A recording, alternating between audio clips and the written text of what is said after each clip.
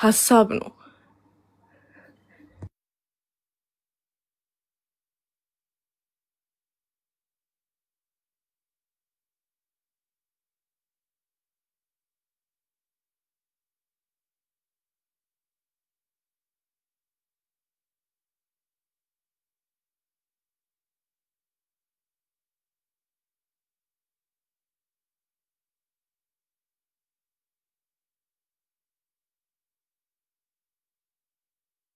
ወይስ አይሰማም?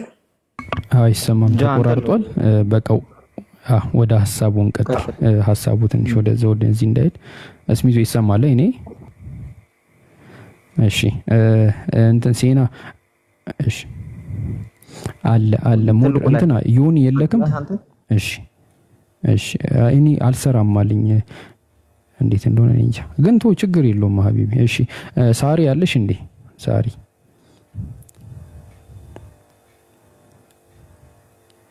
እያወራሽ ከሆነ ማይክሽ ሚዩት ነው። ኦኬ አይ ቲንክ እየተሽኮረመመሽ ነው። በቃ ችግር የለውም። መቅዲ ያለሽ? መቅዲ ጥያቄ ያለሽ እስካሁን በተነሱት ሐሳቦች ላይ?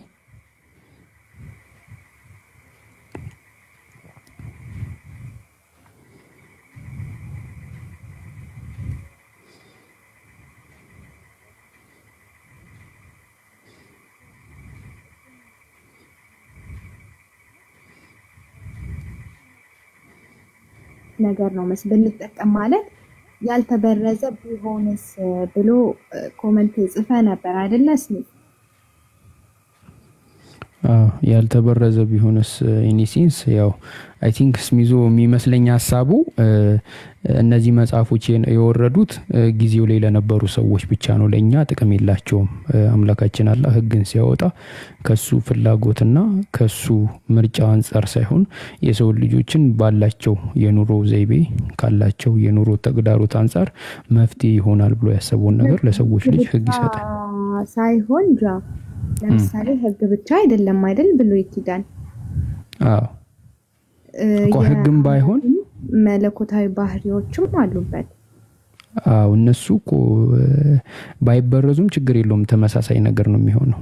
ግን ባይበረዝም እኮ ያለሽ ነገር እኛ አይጠቅሙንም፣ ምክንያቱም ዘመኑ ላይ ላሉ ሰዎች የወረደ ነው ብሎ። እስቲ እስሚዞ ሂድበት። እኔ ይሄ ሐሳብ ያለው ይመስለኛል። ሂድበት እስሚዞ።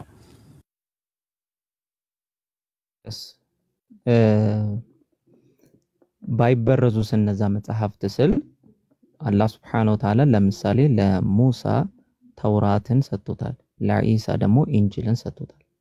እነዛ መጽሐፍት ሳይበረዙ ተጠብቀው አሁን ላይ እኛ እጅ ላይ ቢኖሩ እንኳን ያልኩት ገብቶሻል ሐሳቤ? በዚህ መልኩ ነው ያብራራው ያለሁት።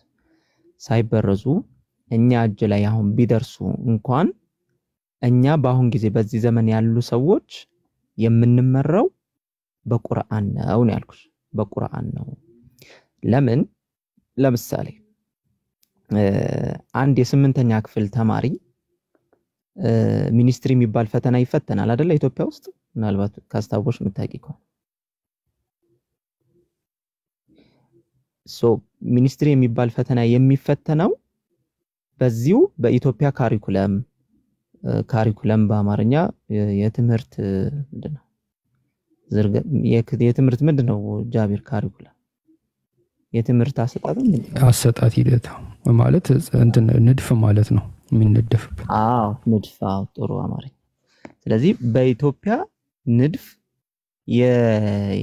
የተቀረጸ ወይም ደግሞ በኢትዮጵያ የትምህርት ስርዓት የተቀረጸ መጽሐፍቶች ተዘጋጅቶ በሱ መሰረት ነው አይደለም የሚፈተነው በኢትዮጵያ ማለት ነው። የ8ኛ ክፍል አንድ ተማሪ አይደለም። ምን ልልሽ ፈልጌ ነው፣ በተመሳሳይ ሌላም ሀገራቶች ላይ ተማሪዎች የራሳቸው የሆነ እንደዚህ ፈተና መመዘኛዎች አሏቸው። 8ኛ ክፍል እንደዚሁ 10ኛ ክፍልን ብትሄጂ እንደዚሁ ማለት ነው። የራሳቸው የሆነ መመዘኛ አላቸው። የሌሎች ሀገራቶች ለምሳሌ የአሜሪካ ካሪኩለም ወይም ደግሞ ይሄ የትምህርት ስርዓት ዝርጋታው በሱ የካሪኩለም ወይም ደግሞ የትምህርት ስርዓት ኢትዮጵያ ሀገር ያለውን መፈተን እንችላለን? መቅደስ ያልተማረውንና ያላወቀውን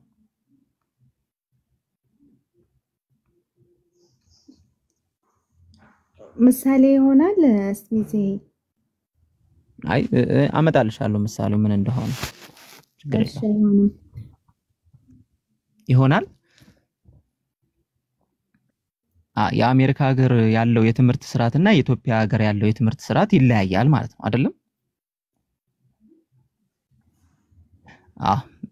እዚህም ጋር ምልልሽ ነው አላህ Subhanahu Wa Ta'ala የራሱን የሆነ ህግጋቶችንና የራሱን የሆነ መመሪያዎች እንደየትውልዱ ለትውልዱ በሚመጥን መልኩ በየጊዜው ያወርዳል ለሙሳ አለይሂ ሰላም ለኢሳ አለይሂ ሰላም ለዳውድ አለይሂ ሰላም ለኢብራሂም አለይሂ ሰላም እንደየትውልዱ ለትውልዱ በሚመጥን መልኩ ማለት ነው ለነሱ በሚመስል መልኩ ለነሱ በሚመጥን መልኩ አላህ ያወርድላቸዋል እነሱ በዛ መልኩ ይተዳደሩ ነበር ያንን የሚተዳደሩትን ግልጽ ነው እነሱ የሚተዳደሩበት የነበረውን ህግጋት ለጊዜውና ለነሱ ህዝቦች ያወረደው ነው ለነሱ ህዝቦች ያወረደው ነው አሁን ላይ ግን አላህ Subhanahu Wa Ta'ala ደግሞ ለዚህ ህዝብ ያወረደው ህግጋት ደግሞ ምንድነው ቁርአንን ያወረደው ግን ከበፊቱ የነበሩ መጽሐፍቶችና አሁን አላህ Subhanahu Wa Ta'ala ቁርአንን ሲያወርድ አጠቃላይ የነበሩ ዋና ነገሮች ግን አይቀየሩም ለምሳሌ አንዱን አምላክ ማምለክ ላይ በነብያቶች ማመን ላይ የበፊት የነበረውም አሁን የነበረውም ዋና አስተምህሮቱ አይቀየርም ግን ያንን በዋና አስተምህሮቱ ተመስርቶ የሚሰጡ ህግጋት ግን እንደየማህበረሰቡ አላህ Subhanahu Wa Ta'ala ለነሱ በሚመጥን መልኩ ያወርድላቸው ነበር ማለት ነው ስለዚህ ከዚህ በፊት የነበሩ ህግጋቶች ልክ ካሪኩለም እንዳልኩሽ ለነሱ የሚሰራ ነው አሁን ያለው ህግጋት ደግሞ ወይም ደግሞ ካሪኩለሙ በዚህ እንዳልኩሽ ለኛ የሚሰራ ነው ማለት ነው አይ ቲንክ ትንሽ ግልጽ ነው ወይስ የባስ ኮንፊውዥን ወይ ግራ ገባሽ አይ ግራ አልገባኝም ገብቶኛል አባባለ ነገር ግን ህግጋት ነው ያልከው ህግጋት ማለት አንድ ማህበረሰብ እንደየጊዜው አሁን እንደነገርከኝ እንደየጊዜው የሚተዳደሩበት ነው አልከኝ እኔ ግን ህግጋቱ ብቻ ሳይሆን መጽሐፍ ብሉይ ኪዳን መጽሐፉ ስለ አምላክ መለኮታዊ ባህሪያት ወይ ደግሞ አምላክ ማን ነው የሚለውን ይገልጽበታል ህጉ ብቻ እነሱ አይቀየሩም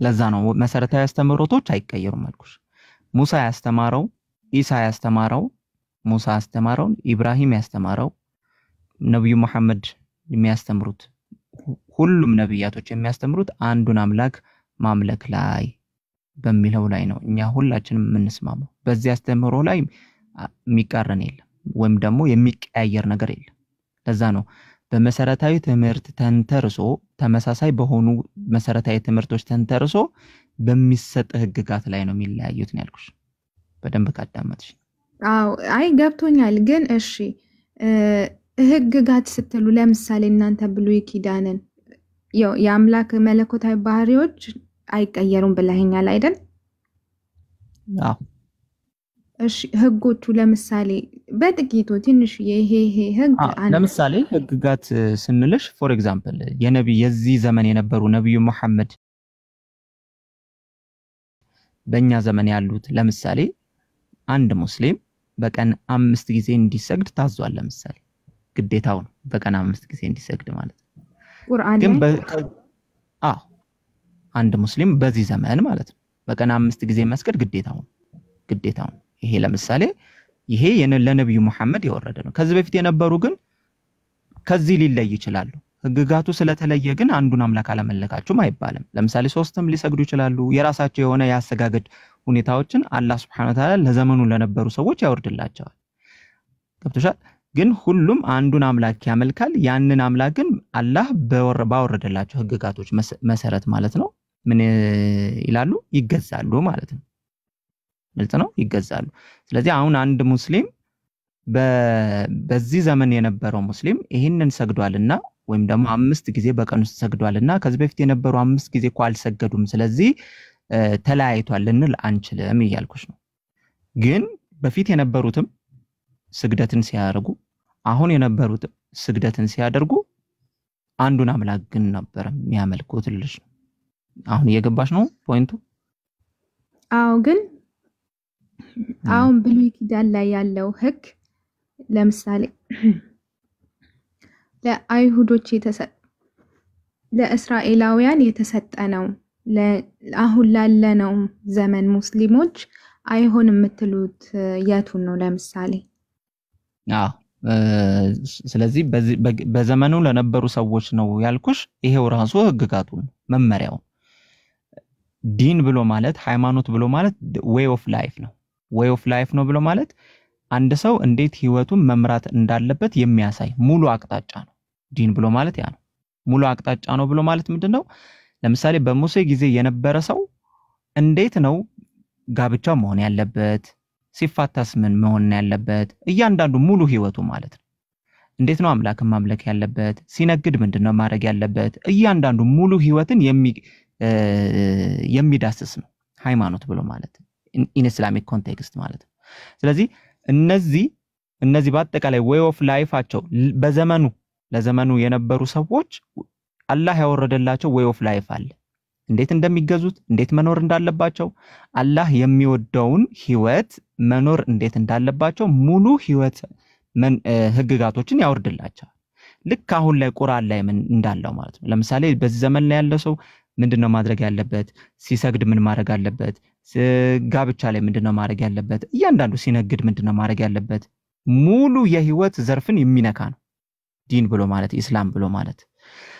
ስለዚህ ከዚህ በፊት የነበሩ ሰዎችም እነዚህ ሙሉ ህይወታቸውን የሚመሩበት የነበረውን ነገር ዋና አስተምህሮቶቹ ሳይቀየሩ ግን እነዚህ way of life ደግሞ ለዚህ ዘመን ደግሞ በሚመስል ለዚህ ዘመን በሚመጥን መልኩ ደግሞ ምን ይሆናል? እዚህ ዘመን ላይ ላሉ ሰዎች ደግሞ አላህ ቁርአን አውርዷል ማለት ነው።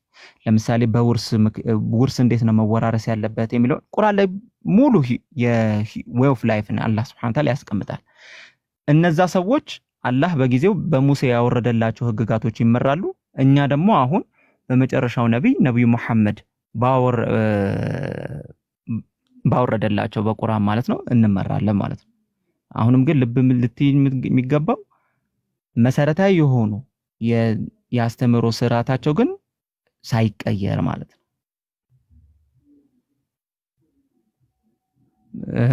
የገባሽ ነው? አሁንም ትንሽ የቀረ ነገር አለ። አዎ ግን ቀስ ብሎ እረዳለሁ ብዬ ተስፋ አደርጋለሁ። ግን አሁን ምን መሰለከስ ይዞ ለመሰለክ እኛ እኔን እንደ መቅደስ ብትጠይቀኝ እስልምና ብሉይ ኪዳንን ቢቀበል መጽሐፉ ማለት ነው ምናልባት አንድ አምላክ ነው የምናመልከው ብዬ ላስብ እችል ነበረ። ግን እናንተ እንደምትሉት ጭራሽ አንዳንዶቹ እስልምና ላይ ጭራሽ መጽሐፉ ይሄ አይደለም ይላሉ። ግማሾቹ ደግሞ ተጨምሯልም ተበርዟል።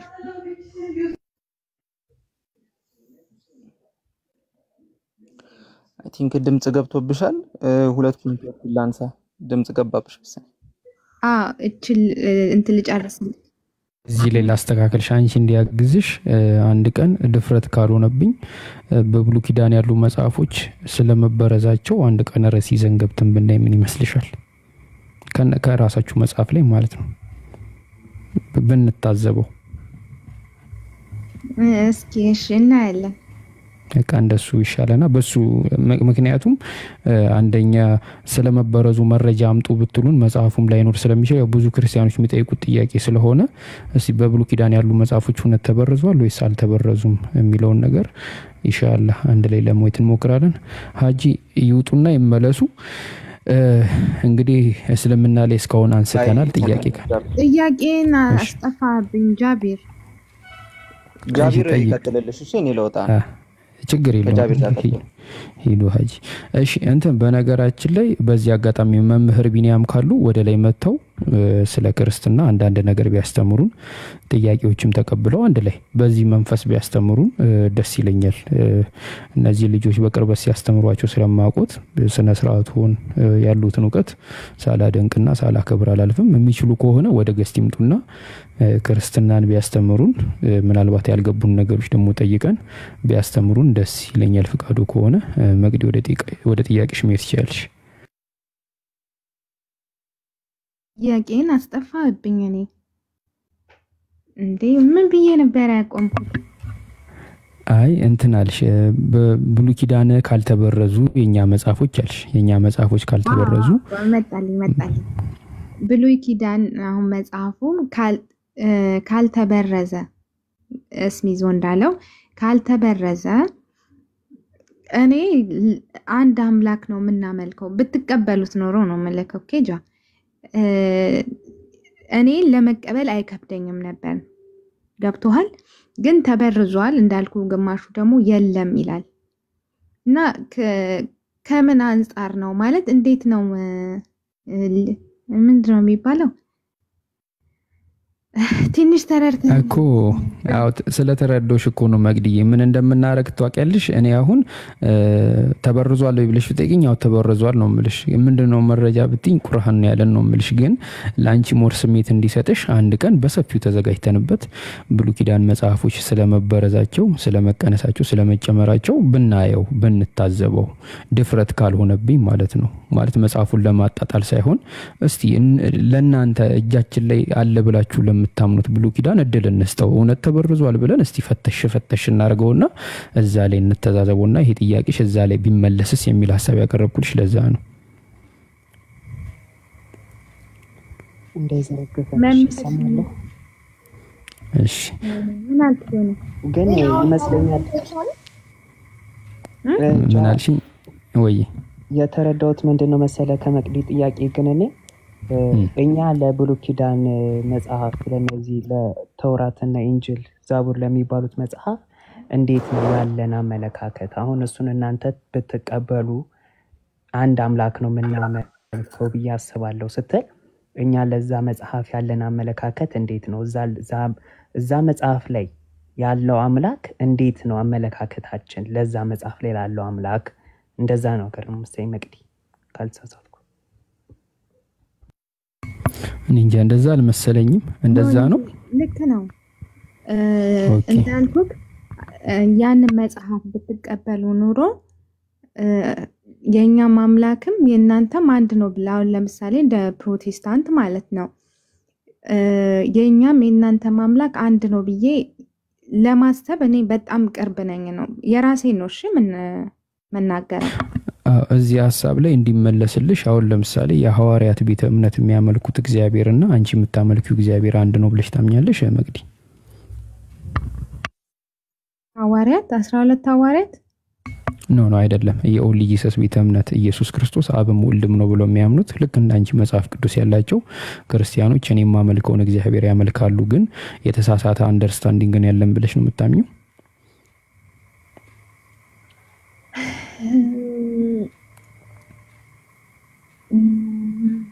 አዎ መሰለኝ። አዎ ግን በጣም ስህተት ላይ ናቸው ብዬ አምናለሁ።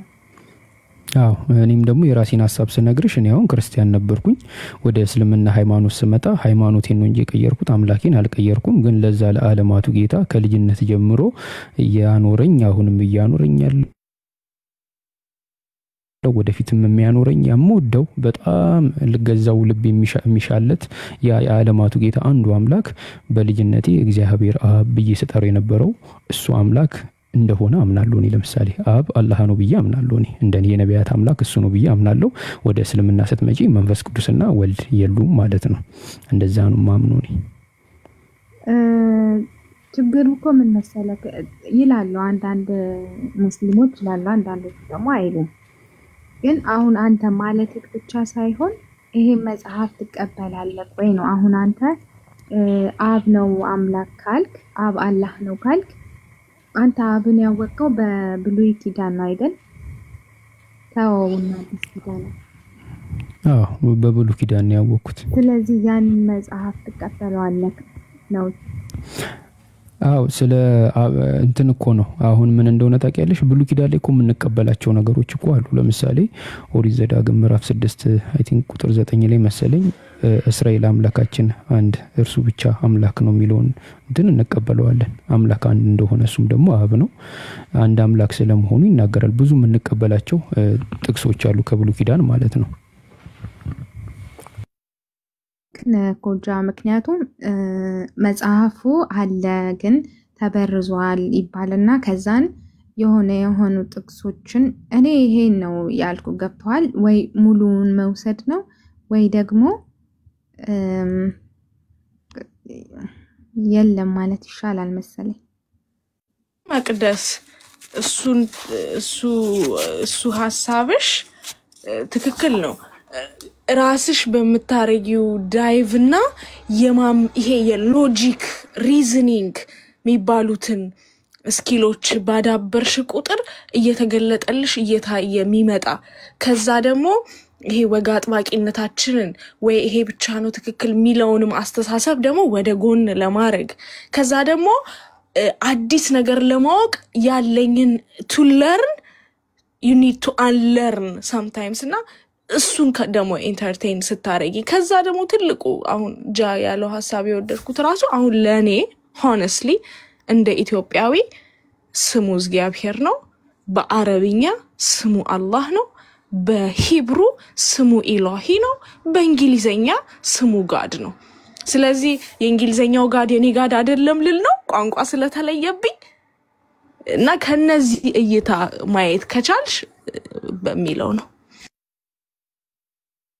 እሺ ለመቅዲ ሐሳብ ለመጨመር ያህል መቅዲዬ ብሉይ ኪዳንን እኔ ተበርዟል ብዬ ነው ማምነው አልኩሽኮ እና አሁን ብሉይ ኪዳንን ላለመቀበል ምንድነው ምክንያት መበረዙ ነው ይሄ ደግሞ ስለመበረዙ ደግሞ ከቁርአን አይደለም ያንቺ የራስሽን መጽሐፍ ይዘን ስለመበረዙ እንደገና በትንሹ ብሉይ ኪዳን ብለን የምናስበው መጽሐፍ በትንሹ ስነግርሽ ጴንጤና ኦርቶዶክስ ለምሳሌ የምትቀበሉት የብሉይ ኪዳን መጽሐፍ አንድ አይነት አይደለም እነሱ ጨምረዋል ይላሉ እናንተ ደግሞ ቀንሳችኋል ትላችኋላችሁ እንደዚህ አይነት እይታ ነው ያለው እናንተ እንደጨመራችሁ ነው የሚናገሩት እነሱ እናንተ ደግሞ አይ እነሱ ቀንሰዋል ብላችሁ ነው የምታምኑትና ይሄንን ራሱ በትንሹ እንደምሳሌ ማየት ይቻላል ስለዚህ ሰፊ ርዕስ ስለሚሆን ጥቅስ እየከፈትን እያጣቀስን ማየት ስላለብን ብሉይ ኪዳን መጽሐፉ ተበርዟል የተቀነሳለ የተጨመራለ እንትን ማኑስክሪፕቶቻቸውስ እንዴት ናቸው ከየት ነው የመጡት የሚለውን ነገር አንድ ቀን ፕሮግራም ይዘንበት ብናወራበት የሚል ሐሳብ አለኝና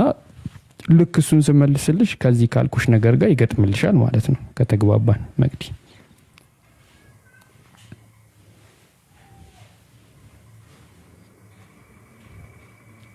ተስማማ መቅዲ እሺ ኤዱ ጥያቄ ነበርሽ መሰለኝ ወደ አንቺ ጥያቄ እንሂድና አሁንም በድጋሚ ያጀማ 360 ምናምን ሰው አለ ታብታቡን አድርጉት ታብታብ አድርጉ ዮኒ ላይቭ ስትሪሙ ካለቀ በኋላ ታብታቡን ወስዶ በኪሎ ስለሚሸጠው ይሄ ስለሆነ ጥቅሙ ታብታብ አድርጉለት ኮፒ ሊንክ አድርጉለት ሌሎች ሰዎች እንዲዳረስ በድጋሚ መምህር ቢኒያን እባክዎትን መተው ላይ ክርስትናን ያስተምሩን ያሉንን ጥያቄዎች ቢያስተናግዱልን ቢያስተምሩን በጣም ደስታችን ነው ያብሶ በጣም ደስታዬ ነው ለዘመናት ከምናፍቃቸው ነገሮች ውስጥ አንዱ ምንድነው ጥያቄዎችን ክርስትና ላይ ያሉኝን ጥያቄዎች እነዚህ ክርስትና ላይ ያሉን ጥያቄዎችን የሚመልስልኝ ሰው አጥቼ ከክርስትና የወጣውበት ሁኔታዎች ስለተፈጠሩ ምናልባት ይመልሱልኝ ይሆን ስለሚችል በዚሁ ቴምፖ በዚሁ ቫይብ በመማማር መንፈስ መተው ጥያቄ ቢቀበሉንና ቢያስተምሩን ደስ ይለናል እሺ ችግር የለም መንገድ ላይ ከሆኑ በሚችሉ ጊዜ በሌላ ቀን በቤቱም ቢሆን ይሄ ነገር ተዘጋጅቶ ክርስትና ላይ ያለኝን ጥያቄ አብሶ ቢመልሱልኝ በጣም ደስ ይለኛል ሲችሉ ይገባሉ ኢንሻአላህ የደን ወደ ጥያቄሽ መቀጠል ትችያለሽ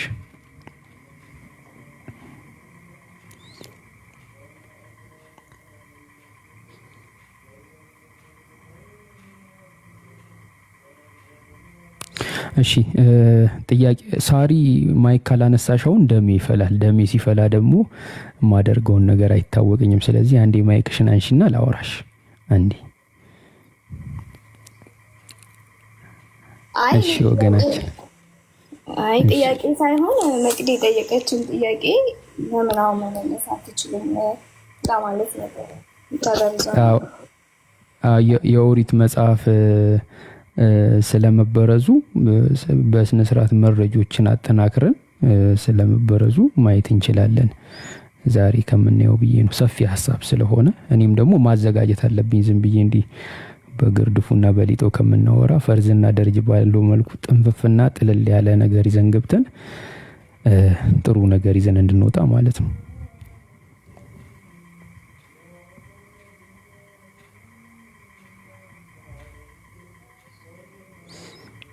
እሺ እናመሰግናለን። ሌላ ጥያቄ ካላችሁ ማስተናገድ እንችላለን። ሴና፣ ሳሪ፣ እንደገና መግዲ፣ እንደገና ሄዱ እስካሁን ከተወራ ውስጥ ያላችሁ ጥያቄ ካለ እንትን ትላላችሁ። ያው እናንተ ደግሞ ፈቃዳችሁ ከሆነ ደግሞ ስለ ክርስትና በቀጣይ ታስተምሩናላችሁ ማለት ነው። መምህር ቢኒ ቢኖር አሪፍ ነበር። አልተመቻችሁም፣ መንገድ ላይ ነው ያሉት። ኢንሻአላህ እንትን እንላለን ማለት ነው። ምን ይሁን አሁን ዮኒ ላይክ ዋት ኢዝ ዘ ኔክስት ሙቭ? ምንድነው ኔክስት ሙቫችን?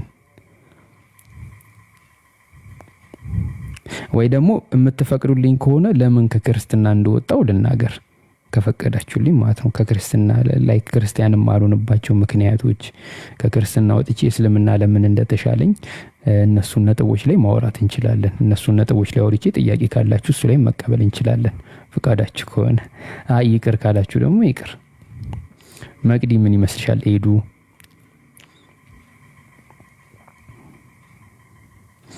እሺ ዮኒ አላማን ነው ብሎ ነበር የለጠፈው ታይቶል ያደረገው ነበርና ስለ አላህ ብቻ ነው መጠየቅ እንችላለን ወይስ ማንኛውንም ጥያቄ ይችላል? ኦኬ እስካሁን በተወራው ነገር ላይ ብትጠይቁ አሪፍ ነው። እስካሁን በተማማርነው ነገር ላይ ሌላ እስልምና ላይ ግን ማንኛውንም አይነት ጥያቄ ከጠየቃችሁ ያው መረጃ ማደራጀት ምናምን ስለሚኖርብን ጓደኛዬን እንዲያግዘኝ እጠራዋለሁ። መጠየቅ ትችላላችሁ ማለት ነው። መጠየቅ በቃ እስልምና ላይ ዝም ብላችሁ መጠየቅ ከፈለጋችሁ መጠየቅ እንችላለን። መጠየቅ ትችላላችሁ የምትፈልጉት ነው። እሺ ጠይቁ።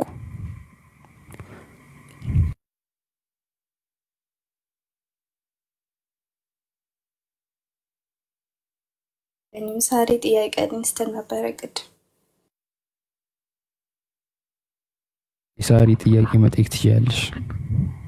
እና እኔ ያልኳችሁን ነገር ተስማሙበታላችሁ ወይስ ኤዱ መግዲ ያልኩትን ነገር የምትስማሙበት ከሆነ በሱ እንቀጥል።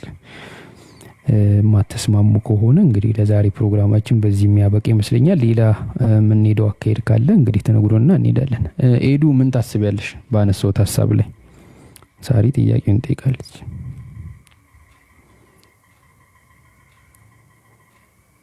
አይ አሪፍ ነው።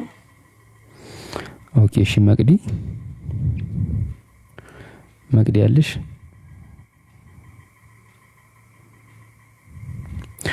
ኦኬ እሺ እንግዲህ ኤዱና መቅዲ አንድ ስለሆኑ አራቱም አንድ ስለሆኑ እንደምታቋቸው እንግዲህ አራቱንም ሐሳብ ይዛ መታለች ብለን እናምናለን።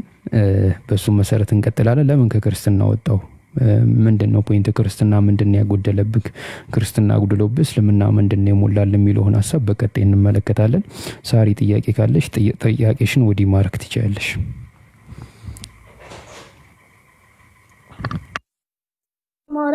ማውራት ስለሚከብደት ወይ በኮሜንት ትጠይቅ መሰለኝ። ትችላለሽ ተጠይቅ።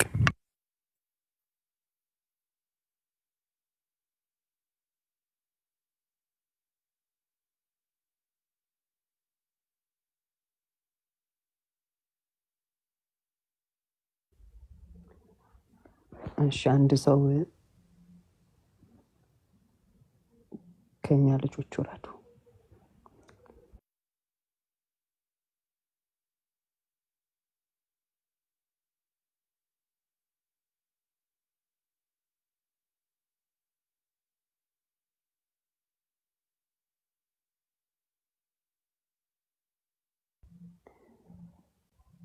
መምህር ቢኒ ልኮ ነበረ መለሰው።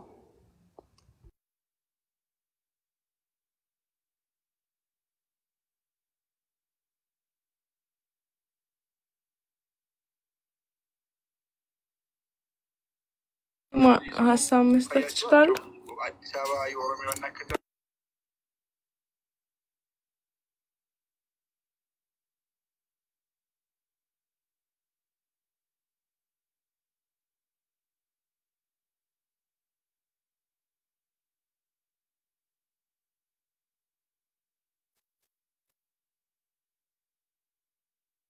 ማከም ሀሳብ መስጠት ፈልጋለሁ እያለች ነው ኮሜንታችን። ኧረ ሂጅበት እንዴ ሀሳብ አናፈንም ሄዱበት ሀሳብ ያላችሁ ኖ ላይክ ሰሞኑን ቲክቶክ ላይ እኔም how I became a Muslim ሁሉም ሰው how they become a Muslim ምናምን ሲያወሩ የኔ how I became a Muslim ትንሽ ተለየብኝ because like ይሄ ሁሉ ሰው የሚጠይቃቸው ጥያቄዎችን ጭራሽ question ራሱ like questionዎቹ ራሱ አይምሮ ውስጥ አልመጡም ከመጽሐፉ በፊት መጽሐፍ ቅዱስ ይቀድም ነበር ምናምን not even a flinch ነው ማለት I read the Quran I love it I understand I accept ከማንም አልተከራከርኩ ማንንም ይሄ የማማከር እንዴት ነው ምናምን የጭንቀት ራሱ ምልክት አልነበረብኝም በቃ I was lost and I found the key end of story እና ብዙ ሰዎች የሚጠይቁትን ጥያቄ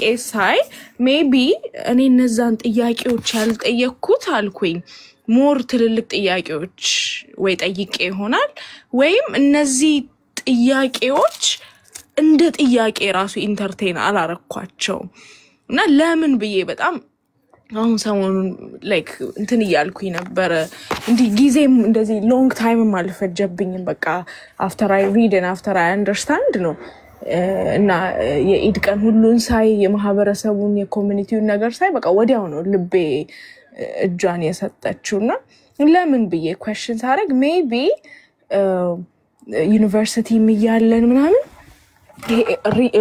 reasoning ከዛ arguments አንድ ሐሳብ like ዩኒቨርሲቲ አሁን ብዙ like የምናረገው የነበረው አንድ መጽሐፍ ይሰጠናል እሱን አንብበህ argument የሆኑ ሐሳቦችን ማምጣት ምናምን ከዛ ደግሞ graduateም ሳረግ research paper ትልቅ research paper ፍልሰት ላይ ነው የሰራሁት internal migration ወደ አዲስ አበባ ፖለቲካል ኢኮኖሚክ እና ሶሻል እና እነዛን ሁሉ ነገሮች ስላለፍኩ ነው መሰለኝ እነዛ እንደ ጥያቄ ራሱ ሊመጡብኝ አልቻሉምና በጣም አሪፍ ነው ብዙ like ብዙ እንደዛ ውስጥም አልገባሁም እና ይገርመኛል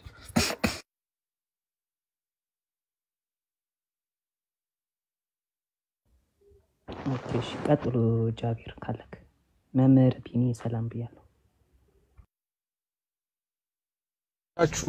በያላችሁበት ሰላም ይብዛላችሁ እየሰማው ነበር ከስሮኝ ደስ ይለኛል እንደዚህ ረጋ ያለ ውይይትና ግን መግባት ስላልቻልኩ ነው እንድታዩ ነው ቪዲዮ ማብርቻ ያሳያችሁ በተቻለ መጠን ባትሪ 10 እግዚአብሔር በሚያውቀው 13% አለው ትንሽ አብሬያችሁ ለመቆየት ሞክራለሁ በጣም ከሚያስደስቱ ነገሮች መካከል አንዱ ስለ ክርስትናና ስለ አምላኬ ሌላውን ሳልነቅፍና ሳልነካ ቅዱሳን መጻሕፍቶች የሚሉትን ነገር መመስከር ሐሴት ይሰጠኛል ረፍት ይሰጠኛል መጽሐፍ ቅዱስ የሚለው ነው ምነግራችሁ ምክንያቱም ጌታ ምን ይላል ሐዋርያትን የዮሐንስ ወንጌል ምዕራፍ 15 ቁጥር 25 ላይ እናንተ ግን ይላችኋል ሐዋርያትን ከጥንት ጀምሮ ከኔ ጋር ኖራችኋልና ስለኔ ትመሰክራላችሁ ይላችኋል በቃ ነው እዚህ ጋር የተጠራሁት ስለ መድኃኒቱ ለመሰክር ነው ሌላውን አከብራለሁ አክብሬ ምስክርነቴን እቀጥላለሁኝና ምናልባት እንግዲህ ብዙ ነገር ስለሰማሁኝ ከምን መጀመር እንዳለብኝ አላቅም ሼፕ መስመር አስይዙትና የሆነሽ ነገር እኔ ላለው ዕብራውያን 1:1 መነሻዬ ነው በነገራችን ላይ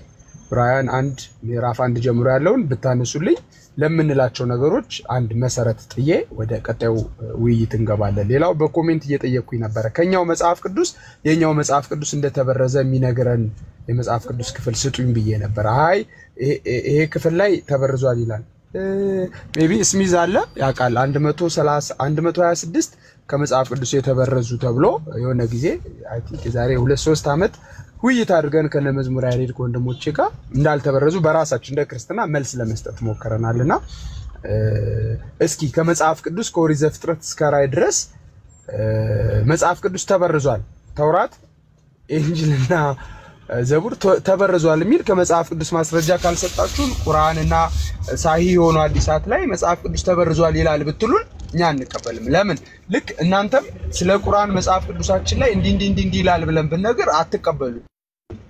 ልትቀበሉን የሚገባው ሰው ቁርአናችሁ ላይ ያለ ነገር ካለ ነው። ለምሳሌ ነብዩ መሐመድ የኢስላም መጀመሪያ አደረገኝ ይላሉ ብለን እኛ በቀጥታ ስንጠይቃችሁ ትርጓሜው ይሄ አይደለም።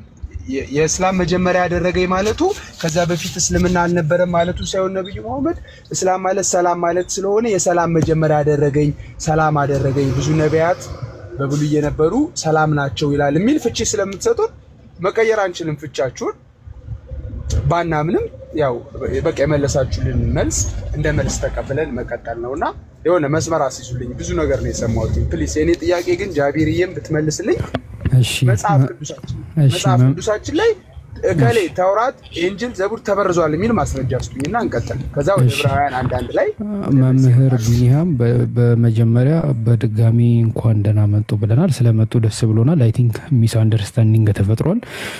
እኛ ቁርአን ላይ ሆነን መጽሐፍ ቅዱስን አንመዝንም።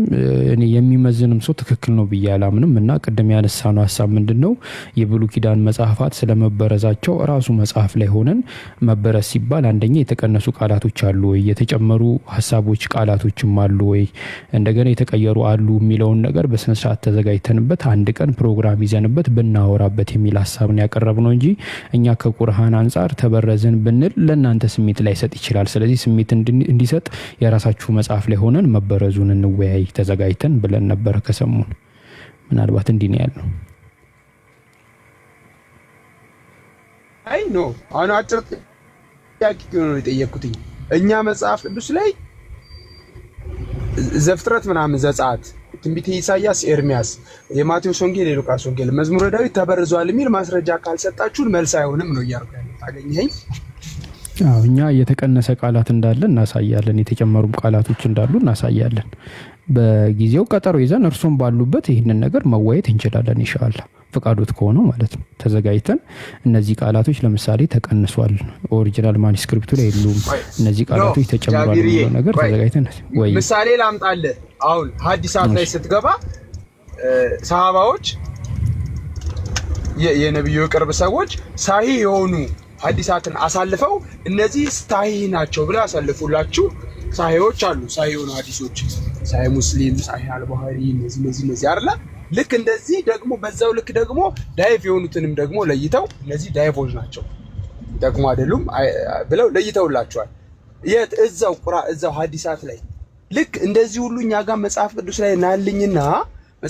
ላይ ናልኝና ይሄ ነብይ ወይም ደግሞ የመጽሐፍ ቅዱስን የሰጠው የእግዚአብሔር ቃል እስትንፋስ ብለን ስለምናምን እግዚአብሔር ይሄ አካል ዳይቭ ነው በቃ ማለት አይጠቅም የተበረዘ ነው እንዳትጠቀሙበት ብሏል የሚል ማስረጃ ካልሰጣችሁን ያው እኛ እንደዚህ ያለ ሰው አለ አይደለም ያለው። እኛ መጽሐፎቹ ላይ ራሱ የተበረዙ ማለት የተቀነሱ የተጨመሩ ቃላቶች አሉ እሱን እናሳየን ያለው እንጂ እንትና ተበርዟል እንትና ተቀይሯል ብሎ አስተምሯል የሚል ሐሳብ አላነሳንም። ግን መጽሐፎቹ ላይ እንደዚህ ነው ፉርሽ ነው ረጅም ጊዜ ያልተመለሰልን መልስ ስለሆነ እኔ እንግዲህ ቢያንስ 4 አመት አይ ቲንክ ከነስሚዞ ጋር ቀደም ወጣ እንጂ በጣም ረጅም ጊዜ ከቴሌግራም ግሩፕ ጀምሮ በጣም እንወያይ ነበር በጣም በሚደንቅ እንትን በመከባበር ማለት ነው። ሶ እስካሁን መልስ አላገኘንም። እኛ መጽሐፍ ቅዱስ ላይ ቆመን ከሆነ እየተነገረ ያለው እንቅድም የሆነውን አካል ተቀበለ መጽሐፍ ቅዱስን አልተበረዘም ብለህ ራስህ ፈርጀህ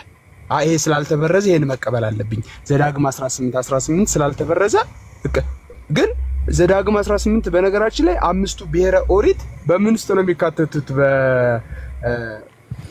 ነው። ጊዜው ሲደርስ ለምን መጽሐፎቹን ለማየት አንሞክርም? እርሶ ያስረዱን። በቃኛ ጥያቄን ጠይቅ እርሶ ያስረዱናል። በቃ እንደዛ ቢሆን አይሻልም? ዳቢሪዬ ዘዳግም 18 ለነብዩ መሐመድ የተተነበየ ነው ተብሎ በእስልምና እንደሱ አይነት እሱ ላይ አንግባ። አሁን ምን መሰሉት መምህር ቢኒያም ወደ ሌላ ሐሳብ ከመግባታችን ቆይ ተውራት ነው ኢንጂል ነው እሱ አሁን ሌላ ርዕስ ነው መምህር ቢኒያም። አሁን እኛ ያለን ያለነው መጽሐፍ ቅዱስ ላይ ጥያቄ ያለን ጥያቄውን እንጠይቅና ጥያቄውን የሚመልሱልን ከሆነ እኛ ተሳስተናል አልተበረዘም ማለት ነው። የማይመልሱት ከሆነ ደግሞ የኛ ሐሳብ ትክክል ነበር ማለት ነው። በተናጠል ከመጽሐፍ ቅዱስ አንድ ፔጅ ወስደህ የምትፈልገውን ዘዳግም 18 ለነብዩ መሐመድ የተነገረ ነው ብለህ ወስደህ እንደሱ አይነት ጥያቄ አይደለም የምጠይቀው። ኖ እንደዚህ አይነት ነው ያልኩ አይደለም። ፕሊስ አግኘኛ። እሱ እኮ ሌላ ነገር ነው። አሁን እኮ መጽሐፍ ቅዱስ ቆይ ኢብሮ አንድ ቪዲዮ በቀደም ሰርቶ አልተመቸኝም መልስ ሰጥበታለሁ ብዬ እኔ ብሄድ ይሻላችኋል እኔ ከሄድኩ በኋላ አጽናኙን እልክላችኋለሁ ብሏል። ይሄ የተነገረልን ለነብዩ መሐመድ ነው ብሎ ተናገረ። አልነቀፍኩትም። ገብቷል። ይሄ ግን ያለው የት ላይ ነው? ኢንጂል ላይ ነው ያለው አይደል? ወንጌል ላይ ነው ያለው። ዮሐንስ 14 ላይ ያለ ቃል ነው። ከተበረዘ ከተባለው ኢንጂል መካከል የሆነው ምዕራፍ ወስደህ ለኔ ነው ይጠቅመኛል ብለህ ወስደህ የሆነውን አካል መጣል ይቻላል ወይም ደግሞ ከዚህኛው ከኢንጂል ከዘቡር ከተውራት ይሄ ምዕራፍ ልክ ሳሂህና ሐዲስ ነው ተብሎ እንደተለየው የተለየ መጽሐፍ ቅዱስ ላይ ስጡን ማስረጃ ነው። ፕሊስ አገኛችሁኝ እኮ አሁን ገብቶ አሁን ሌላ ርዕስ ነው እኔ ደግሞ እያልኩ ያለሁት እሱኛው ሌላ ርዕስ ነው። እናንተ የምትፈልጉትን ተወስዳላችሁ የማትፈልጉትን ወይ ደግሞ ለእናንተ መልስ የሚሆኑ ነገሮችን ለምሳሌ እንደምትሉት ኢየሱስ ክርስቶስ ሰው ነው የሚለው ነብይ የሚለውን ተወስዳላችሁ አምላክ የሚለውን ግን አትወስዱትም እንደምትሉት የምትፈልጉትን ተወስዳላችሁ ማፈልጉትን አትወስዱምና ለምን እንዲደረጋል የሚል ጥያቄ ነው። እሱ ሌላ ርዕስ ነው መምህር ቢኒያም። እኔ ደግሞ አሁን እያልኩት ያለው ነገር ሌላ ነው። እሱን በቀጣይ በስነ ስርዓት ተነጋግረን በውስጥ ስነ ስርዓት ባለው መንገድ ተነጋግረን መወያየት እንችላለን። አሁን ፈቃዶት ከሆነ ክርስትና ላይ ያለንን ጥያቄዎች እያነሳን ቢያስተምሩን ደስ ይለኛል። ፈቃዶት የሚችሉ ከሆነ ወደዛ አመገባው ግን ዕብራውያን አንዳንድን አንብባችሁልኝ ፈትቼ ነው ክርስትና የነቢያትና የሐዋርያት ሃይማኖት ነው ብዬ ነው እኔ የምነሳው። ከዛው ወደ ጥያቄያችሁ ገባለሁ። ብዙ የተባለውን ነገር ማጥራት ስላለብኝ ዕብራውያን አንዳንድን አንብቡልኝና ልፍታ። ክርስትና ላለው የነቢያትና የሐዋርያት ሃይማኖት ነው። ነቢያትና ሐዋርያት ይመጣ ዘንድ ስላለው ስለ መሲሁ ስለ ክርስቶስ ኢየሱስ የእግዚአብሔር ልጅነትና የዘላለም ታዳጊነት አምላክነት ነቢያትም ሐዋርያትም በአንድ አይነት መልእክት መስክረዋል። ስለዚህ ክርስትና የነቢያትና የሐዋርያት ሃይማኖት ነው ብዬ እኔ አቋም ይዤ መሰረት ጥለን እንቀጥል። መነሻ ዕብራውያን አንድ ይሁንልኝ አንብቡልኝና እኔ አነብሎታለሁ። ችግር የለውም አስተናግዱታለሁ ደስ እያለኝ ማለት ነው። የዕብራውያን መጽሐፍ ቁጥር 1 ምዕራፍ 1 ከቁጥር 1 ላይ እንደዚህ ይላል። ከጥንት ጀምሮ እግዚአብሔር በብዙ ጎዳና ለአባቶቻችን በነቢያት ተናግሮ ሁሉን ወራሽ ባደረገው ደግሞ ዓለማትን በፈጠረበት በልጁ በዚህ ዘመን መጨረሻ ለኛ ተናገረን። እርሱም የክብሩ መንጸባረቅና የባህሪው ምሳሌ ሆኖ ሁሉም በስልጣኑ ቃል እየደገፈ ኃጢአታችንን በራሱ ካነጻ በኋላ በሰማያት በግርማው ቀኝ ተቀመጠ። ከመላእክትም ይልቅ እጅግ የሚበልጥ ስምና በወረሰ መጠን እንዲሁ ከነርሱ አብዝቶ ይበልጣል። ከመላእክትስ አንተ ልጄ ነህ እኔ ዛሬ ወልጄሃለሁ ደግሞ እኔም አባት ሆናለሁ እርሱም ልጅ ይሆነኛል ያለው ከቶ ለማን ነው? ደግሞ በኩርም ወደ ዓለም ሲገባ የእግዚአብሔር መላእክት ሁሉ ለእርሱ ይስገዱ ይላል። ስለ መላእክትም መላእክቱን መናፍስት አገልጋዮችንም የእሳት ነበልባል የሚያደርግ ይላል። ስለ ልጁ ግን አምላክ ሆይ ዙፋን እስከ ዘላለም ድረስ ይኖራል። የመንግስት በትር የቅንነት በትር ነው። ጽድቅን ወደድ ካመፀን ጠላ። ስለዚህ እግዚአብሔር አምላክም ከጓደኞች ይልቅ በደስታ ዘይት ቀባ ይላል። ደግሞም ጌታ ሆይ አንተ ከጥንት ምድርን መሰረት ሰማዮች የእጆች ስራ ናቸው። እነርሱ ይጠፋሉ አንተ ግን ጸንተህ ትኖራለህ። ሁሉም እንደ ልብስ ያረጃሉ እንደ መጎናጸፊያም ትጠቀልላቸዋለህ። ይለወጡማል አንተ ግን አንተ ነህ። አመፀኞች ከቶ አያልቁም ይላል። ነገር ግን ነቢርዬ እንዳይረዝምብን እኔ የምፈልጋት አመቶችም ጨርሻለሁ። እሺ ችግር የለውም ሁሉንም አልፈታም። ችግር የለውም ከሰዓት እናንተ ችግር አንድ ይቀጥሉ። ለምን ወደታች ስንወርድ አንድ ላይ የፈለኳት ነው ክርስትና ብያለሁ። የነቢያትና የሐዋርያት ሃይማኖት ነው። ቅድም አሳይቻችኋለሁ። ስቲል እቤት አልገባውም። አሁንም በቃ ጥግ ላይ ቆም ብዬ ነው ማወራችሁ። ምክንያቱም እዚህ ድረስ አክብረኸኝ ጃቢር ውድ ወንድሜ እንትን ካልከኝ የሆነ ነገር ማድረግ አለብኝ። እህቶቼንም ተከትዬ እስከመጣው ድረስ በጣም ወዳቸው እህቶቼ እነ ኤዱ እነ ሳሪ እነ መቅዲ የትም ቢገቡ ተከትያቸው ነው የምገባው። ቁንጥ ጥያረኩ ታላቅ ወንድማቸው ስለሆንኩ። መልካም ክርስትና የነቢያትና የሐዋርያት ሃይማኖት ነው የምልባቸው ምክንያቶች አንድ ከጥንት ጀምሮ ከሚለው ምዕራፍ 1 ቁጥር 1 ብቻ ነው የምፈታው። ዝቅ ስንል እስከ ቁጥር 2 ፈትቼ ስለሚል ከዛ ወደ ጥያቄያችሁ ገባለሁ። ከጥንት ጀምሮ እግዚአብሔር ከጥንት ጀምሮ መቼ ነው ያ ጥንት? በእኛ የሂሳብ ቀመርና ስሌት አናውቀውም። ስለ እግዚአብሔር ጥንት የሚለው ቃል ባይዘው መጀመሪያ የሌለው አልፋ በቃ የመጀመሪያ ማለት ነው። መቼ ነው ያ መጀመሪያ? እንደ ዘመን አቆጣጠር 5000 ምናምን አይደለም። በቃ ጥንት አለ። መልካም ከጥንት ጀምሮ እግዚአብሔር በብዙ አይነትና በብዙ ጎዳና ለአባቶቻችን በነቢያት ተናግሮ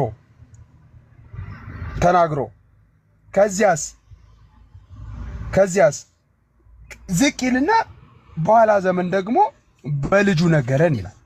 ሁለቷን ነው መፍታት የምፈልገው። ከጥንት ጀምሮ ማለት ነው እግዚአብሔር ባወቀ ከጥንት፣ ለኛ ግን ሰው ስለሆነ ሰው ከተፈጠረ ጀምሮ በሚለው ነው የምንይዘው። መልእክቱ ለኛ ስለሆነ ሰው ከተፈጠረ ጀምሮ እግዚአብሔር ራሱን ለሰዎች ከመግለጥና ሰዎችን ከማስተማር ወደ ኋላ ብሎ እንደማያውቅ የሚያሳይ ነው። ከጥንት ጀምሮ እግዚአብሔር ተናገረ ሲል ወደ ኋላ ብሎ አያውቅም። እግዚአብሔር ሰዎችን ያላስተማረበት፣ ሰዎችን ያልመከረበትና ሰዎችን ያልገሰጸበት ጊዜ የለም ማለት ነው። ራሱን ያልገለጠበት ጊዜ የለም። እግዚአብሔር ለማይክሮ ሰከንድ ተሰውሮ አያውቅም። ሙሉ በኩል ነው እግዚአብሔር። ከጥንት ጀምሮ ለአባቶቻችን ከኖህ ጋር ተነጋግሯል። አባቶቻችን ወደ ኋላ መሄድ እንችላለን። ኖህን እንዳለው እንዳናገሩ ዘፍጥረት 7 ላይ ኖህንም እንዲህ አለው ተናግሯል ለሚለው ማረጋገጫችን እግዚአብሔር ኖህንም እንዲህ አለው አንተ ቤተሰቦችን ሁሉ ይዘህ ወደ መርከቡ ግባ ብሎ አናገረው ይላል። አብርሃምን እግዚአብሔር ተነጋግሮታል።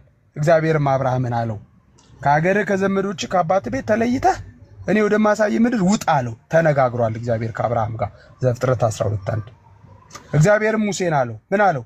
በመካከላችሁ ነብይ ቢኖር እኔ እግዚአብሔር በራእይ እገለጥለታለሁ ወይም በህልም አናግረዋለሁ። ባሪያዬ ሙሴ ግን እንዲህ አይደለም፣ እርሱ በቤቱ ሁሉ ላይ የታመነ ነው።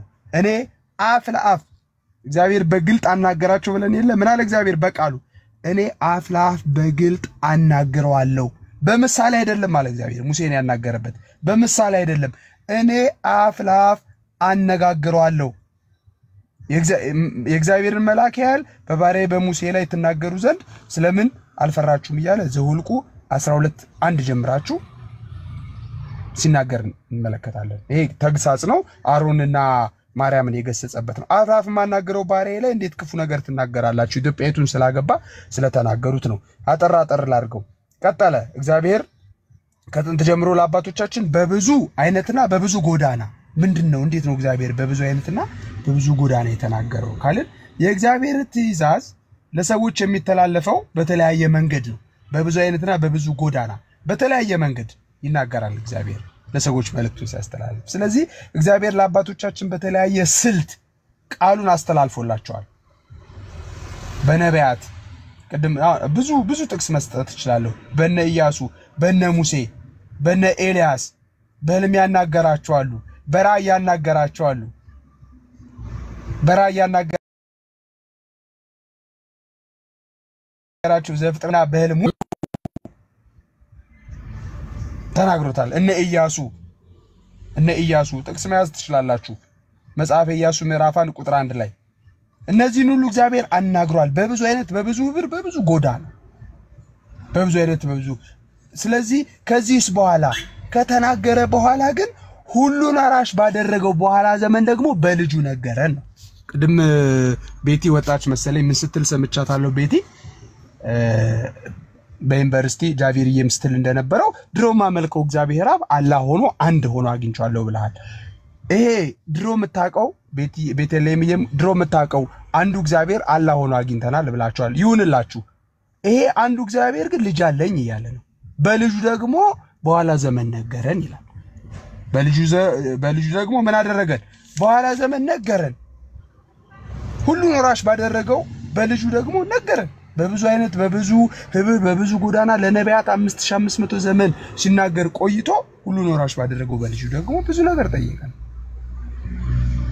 ሁሉ የተባለው ምንድነው? ወራሽ ሆኖ ማን ነው? አውራሹ ማን ነው? የሚሉ ብዙ ፍቾች አሉ። ስለዚህ ክርስትና የነቢያትም የሐዋርያትም ሃይማኖት ነው የምለው። በነቢያት ተናግሯል። በሐዋርያትስ ተናግሯል? አዎ ተናግሯል። በሐዋርያት ላይ አድሮ ጌትነቱን አምላክነቱን ተናግሯል። ይሄን በመሳሰል ሁኔታ ክርስትና የነቢያትና የሐዋርያት ሃይማኖት ነው ብለን እንቀጥላለን። ወደ ጥያቄያችሁ መግባት እችላለሁ።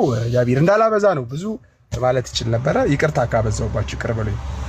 እሺ ያው በእናንተ ቋንቋ ቃለ ሕይወት ያሰማልን፣ መንግስተ ሰማያት ያዋርስልን፣ አጥንቱን የሚያለመልም የምስጋና ከዚህ በኋላ ጠፋብኝ። እሺ መምህር እናመሰግናለን ለማብራሪያው።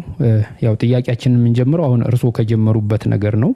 ዕብራውያን 1 ምዕራፍ 1 ከቁጥር 1 ላይ ከጥንት ጀምሮ እግዚአብሔር በብዙ አይነት ጎዳና ለአባቶቻችን በነቢያት ተናግሮ ይላልና እዚህ ጋር ሲናገር የነበረው እግዚአብሔር አብ ነው፣ እግዚአብሔር ወልድ ነው፣ እግዚአብሔር መንፈስ ቅዱስ ነው ወይስ ሶስቱም ናቸው ሲናገሩ የነበሩት? ይሄ የመጀመሪያ ጥያቄ ነው ካነሱት ማለት ነው።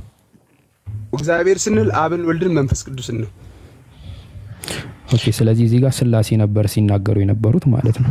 በቃ እግዚአብሔር ስንልኛ አብን ወልድን መንፈስ ቅዱስ ነው። በሆነ ቦታ እግዚአብሔር ካለ ወልድም ሊሆን ይችላል፣ መንፈስ ቅዱስም ሊሆን ይችላል፣ አብም ሊሆን ይችላል። እዚህ ጋር ግን እግዚአብሔር ካለ ከጥንት ጀምሮ አብ ወልድ መንፈስ ቅዱስ በብዙ ህብር በብዙ ጎዳና በነቢያት አድረው ሲናገር ነበር። ኦኬ እሺ አሁን እንዲህ ካሉን ከጥንት ጀምሮ አብ ወልድ መንፈስ ቅዱስ በብዙ አይነትና በብዙ ጎዳና ለአባቶቻችን በነቢያት ተናግሮ ሁሉን ወራሽ ባደረገው ደግሞ ዓለማትን በፈጠረበት በልጁ የተባለው ማን ነው? እዚህ ጋር ልጁ የተባለ አለ። በልጁ ደግሞ ነገረን ወልድ። ኦኬ በልጁ የነገረን ማን ነው? አባቱ አብ በወልድ በልጁ ነገረን። ምኑን ነገረን? ዮሐንስ 1:14ን ቆይ እሱ አይደለም መምህር የተናገረውን ሳይሆን ጥያቄ አሁን እዚህ ጋር በልጁ እየተናገረ ያለው ከላይ ያለው እግዚአብሔር የተባለው አካል ነው አብ እኮ። ስለዚህ ከላይ እየተናገረ የነበረው አብ ነው። ምን አልኩ? እግዚአብሔር ስንል አብን ወልድን መንፈስ ቅዱስ ነው። እንደያገባቡ መንፈስ ቅዱስ የተናገረበት ቦታ አለ፣ አብ የተናገረበት ቦታ አለ፣ መንፈስ ቅዱስ ወልድ የተናገረበት ቦታ አለ እኮ። እዚህ ጋር እየተናገረ ያለው አብ ነው። በልጁ የተናገረው አብ ከሆነ ከላይ ደግሞ ሲናገር የነበረው አብ ነው። ልጅነቱ ወልድ ለአብ ስለሆነ ማለት ነው እኮ። ላይ እግዚአብሔር የተባለው አብ ነው፣ አብ ወልድ መንፈስ ቅዱስ አይደለም። እንዴት ነው የተረዱት? ነው አብ ወልድ መንፈስ ቅዱስ ነው እየተናገረ ያለው። ለምን ልጁ አብ ወልድ መንፈስ ቅዱስ ለወልድ አባቱ ናቸው አይደለም? አብ ነው አባቱ። ይኸው አሁንም ክሊር ይሁንልህ። የእግዚአብሔር ወልድ ልጅነት ለኛ በኋላ ዘመን ሲባል በስጋ ማርያም ተገልጦ ከታየ በኋላ እንጂ እግዚአብሔር ወልድ ለእግዚአብሔር አብ ልጅነቱ ከጥንት ጀምሮ ነው። አይኔ እሱን አይደለም የጠየቁት መምህር ቢያኔ የጠየቁት ሚስተር እንዳይሆን ወይም ውስብስብ እንዳይል ነው ወደዚህኛው የገባውልኝ። ካደኔ ቀለል ያደረኩት አው መጀመሪያ ጥያቄን ይረዱት መምህር ቢኒያም ከጥንት ጀምሮ ሲናገር የነበረ እግዚአብሔር አለ። ይሄ እግዚአብሔር ደግሞ በዚህ ዘመን በልጁ ተናግሮናል አይደለም? yes ስለዚህ ከላይ ያለው እግዚአብሔር በነቢያት ወልድ ልጁ ማን ነው አለ ዝቅ ብሎ? ኢየሱስ እኮ ልጁ ምንድነው አለ ለአባቱ? የክብሩ መንጸባረቅና የባህሪው እኮ እሱ አይደለም ጥያቄ። እሱ አይደለም ጥያቄ። ለምን ስለ ጥያቄ አይደለም እሱ ላይ ጥያቄ የለኝም። መጽሐፍ ቅዱስ እኮ ነው ማለት እኮ መጽሐፉማ እርሱ የክብሩ መንጸባረቅና የባህሪው ምሳሌ ሆኖ ሁሉም በስልጣኑ ቃል እሱ ላይ አይደለም ጥያቄ። ልጁ ባለ ስልጣን ነው። ይሄ አይደለም እኩል ስልጣን አለው። መምህር ቢኒያም እኔ አሁን ልጁ ስልጣን አለው ኃጢአት ያነጻል ላያነጻም እሱ አይደለም ጥያቄ። እኔ ጥያቄ ከጥንት ጀምሮ እግዚአብሔር የተባለው አካል በዚህ ዘመን በልጁ ተናግሮናል አይደለ? በልጁ ተናግሮናል። ለምን? ቆይ ለምንድን ነው? ጥያቄ ጠየቀኝ እኮ አንዴ ተወኛ። አይ ለምን እንደተናገረ አይደለም ጥያቄ። የማይታይ አምላክ ልጁ የማይታይ አምላክ ምሳሌ ነው አንደኛ።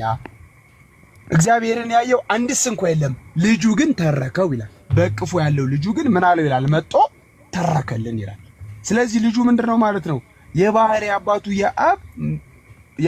አባቱ አብ በመልክ የሚመሳሰለው በስልጣን የሚስተካከለው ስለሆነ መላእክት ሊተርኩት ያልቻሉትን ነቢያት ሊተርኩት ያልቻሉትን በባህሪ የመለኮቱ ተረከልን ልጁ እኩል ስልጣን ስላለ። አሁን መምህር ቢኒያም ልጁ ከአባትየው ጋር እኩል ስልጣን አለው የለም? ይሄ አይደለም የኔ ጥያቄ። ስልጣን እንዳለው እኔ ካልመሰከርኩኝ መጽሐፉ የሚናገረውን ካልተረዳን እንዴት አድርጎ ሊመሰክር ይችላል? እንትን መመስከር ከሆነ ይፈልጉት ደቂቃ ልስጦትና ይመስክሩ። እኔ አሁን ጥያቄን የጠየቁት ጥያቄው መስክርነቱና የባህሪ ልጅነቱ ላይ አይደለም። ጥያቄ ምንድነው? ወይ ሊያስረዱን የሚፈልጉ ነገር ካለ ተጨማሪ ደቂቃ ልስጦትና ያስረዱን። ከዛ በኋላ የኔን ጥያቄ ተረድተው ከዛ ጥያቄን ራሱ መልሱልኝ። እኔ የጠየቁት ጥያቄ እሱ አይደለም። እኔ የጠየቁት ጥያቄ ሌላ ነው። ምናልባት ማብራራት የሚፈልጉት ነገር ካለ ተጨማሪ ደቂቃ ይወስዱና ያብራሩ። ልስጦት ተጨማሪ ደቂቃ። አሁን ጃቢር ይሄን ማለት የማልፈልገው ነገር ምንድነው እኔ የምናገረውን የመጽሐፍ ቅዱስ አውድ የገባኝን ቤተክርስቲያን ያስተማረችን ያረፍኩበትን ስነግርህ አንተ ከዚህኛው አንግል ሳይሆን ከቁርአን አቋያ ወይም አላህን አንዱን አምላኬን አገኘሁት ካልከው እይታ አንፃር የምትጠይቀኝ ከሆነ ልንግባባ እንጂ በፍጹም አይደለም። እሺ እንድንግባባ እሺ መምህር ቢኒያም እንድንግባባ የጠየቅኩትን ጥያቄ ድገሙልኝ ከይቅርታ ጋር ምንድነው የጠየቅኩት? ምንም ከጠየቀኝ ጥያቄ የለም አንተ። ኦኬ አዩ አሁን እኔ ጥያቄ በጣም ወሳኝ ጥያቄ ነው የጠየቅኩት ግን ጥያቄን አልተረዱልኝ። እሺ የጠየቅኩት ጥያቄ ከጥንት ጀምሮ እግዚአብሔር በብዙ አይነት በብዙ ጎዳና ለአባቶቻችን ተናግሮ የተባለው እግዚአብሔር በዚህ ዘመን በልጁ ለኛ ተናግሮናል ወይስ አልተናገረንም? ይሄ ነው ጥያቄ። ተናግሮናል።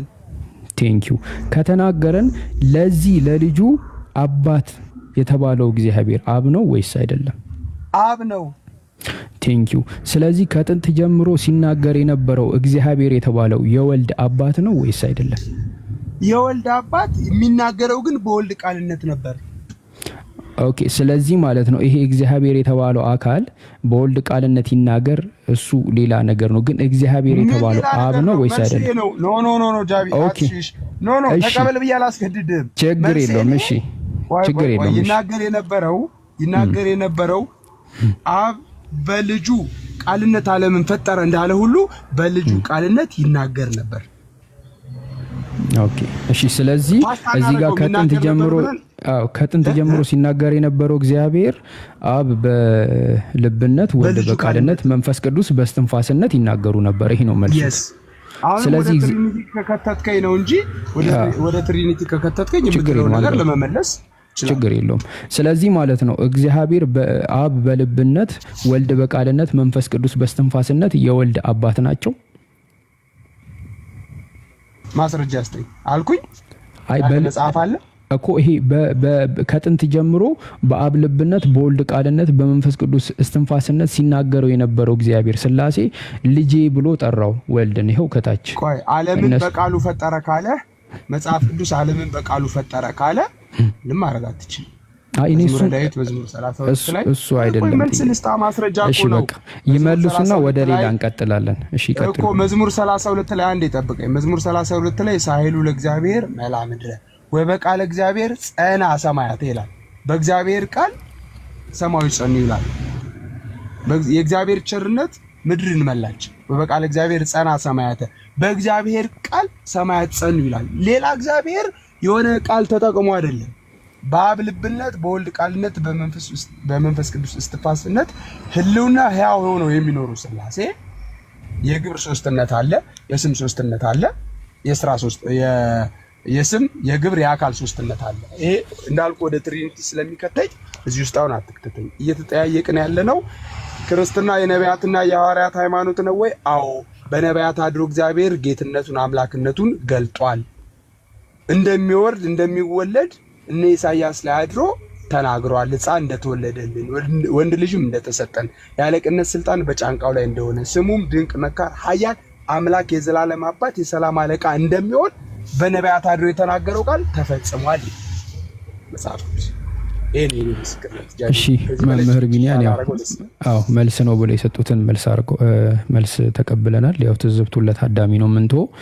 እሺ ሁለተኛ ጥያቄያችን እዚህ ላይ ያው የሃይማኖት መጽሐፍ ላይ ኢየሱስ ክርስቶስን ወይ ደግሞ ወልድን ሲናገር ከእውነተኛ አምላክ የተገኘ እውነተኛ አምላክ ከእውነተኛ ብርሃን የተገኘ እውነተኛ ብርሃን የተወለደ እንጂ ያልተፈጠረ የምትባል ጥቅስ አለች እንደምናስታውሰው አይ ቲንክ እርግጠኛ ነኝ እንደዚህ የሚላለ ስጠኝ። የት ነው ጥቅስ ያለው? የሃይማኖት ጸሎት ላይ የሃይማኖት ጸሎት የሚል ጥቅስ አለው እኮ እኔ አሁን እንደ ሐሳብ ነው ያነሱ ያለው። አይ እኮ ጥቅሱን ታውቃለህ? በማስረጃ በጥቅስ ጠይቀኝ። እዚህ ጋር የተወለደ እንጂ አልተፈጠረ የሚል ከጥቅስ ለምን መሰለህ? አሁን ከመጽሐፍ ቅዱስ ውጪ በጥቅስልህ ላትቀበለኝ ትችላለህ። ችግር የለውም። መጽሐፍ ቅዱስ ላይ ጠይቅ። በቃ እኔ ምን ግባባ ስለመሰለኝ ነው። እዚህ ላይ ጥቅስ አለው ስጠኝ። ጥቅሶቹን ችግር የለውም። ስለመወለዱ ከአብ ጥቅስ ልስጡት ችግር የለውም። ዕብራውያን 1 ምዕራፍ 1 ቁጥር 5 ላይ ከመላእክትስ አንተ ልጄ ነህ እኔ ዛሬ ወልጄዋለሁ ደግሞ እኔም አባት ሆናለሁ እርሱም ልጅ ይሆነኛል ያለው ከቶ ለማን ነው ይላል። ይሄ ቅድመ ዓለም አብ ወልድን እንደወለደው የሚያሳይ ጥቅስ ነው ካልተሳሳትኩ ትክክል ከሆንኩ እሺ አሁን ዛሬ ወለድኩ የሚልም አለ መዝሙር ላይ። አዎ እና ምንድነው ጥያቄ እዚህ ጋር አብ ቅድመ ዓለም ወልድን ሲወልደው ምኑን ነው የወለደው? የተወለደው ነገር ምንድነው? እሱ ነው ጥያቄ። ምን የተገለጠ ነገር አለ? በእንደዚህ አይነት መንገድ ወለደው የሚል አለ። ሁለተኛ ልደቱ ተገልጧል። የመጀመሪያ ልደቱ በእንደዚህ አይነት አወላለድ ወለደው የሚል ጥቅስ አለ? አይ በምን አይነት ሁኔታ ወለደው ሲሆን የወለደው ምኑን የተወለደው ምንድነው? እንደዚህ ወለደው ምናምን ሳይሆን የተወለደው ነገር ምንድነው? ከምን ተነስተ ጥያቄውን እኮ ጠየቀኝ ጥቅስ ስጠኝ ነው ወይም ደግሞ ይላልና ስጠኝ ነው። አይ አልገባኝም። ኦኬ ለጠይቁት ችግር የለው። ኦኬ ይቅርታ ስልክ ገብቶብኝ ነው ዘጋውቴ። የተወለደው በዚህ ነው ሚል ማስረጃ አለ ወይ ነው ያልኩ ያለው? ይሄው አንተ ልጄ ነህ እኔ ዛሬ ወልጄሃለሁ ሲል አብ ወልድን ሲወልደው ወልጄሃለሁ ሲለው ምኑን ወልዶት ነው እኮ? ምኑን ነው የወለደው? መቀበል ነው ምልህ አንተ ልጄ ነህ ዛሬ ወለድኩ ካለ መቼ ወለድከው እንዴት ወለድከው ብለን የመመርመር ስልጣን የለንም። ምኑን እንደወለደው አይታወቅም።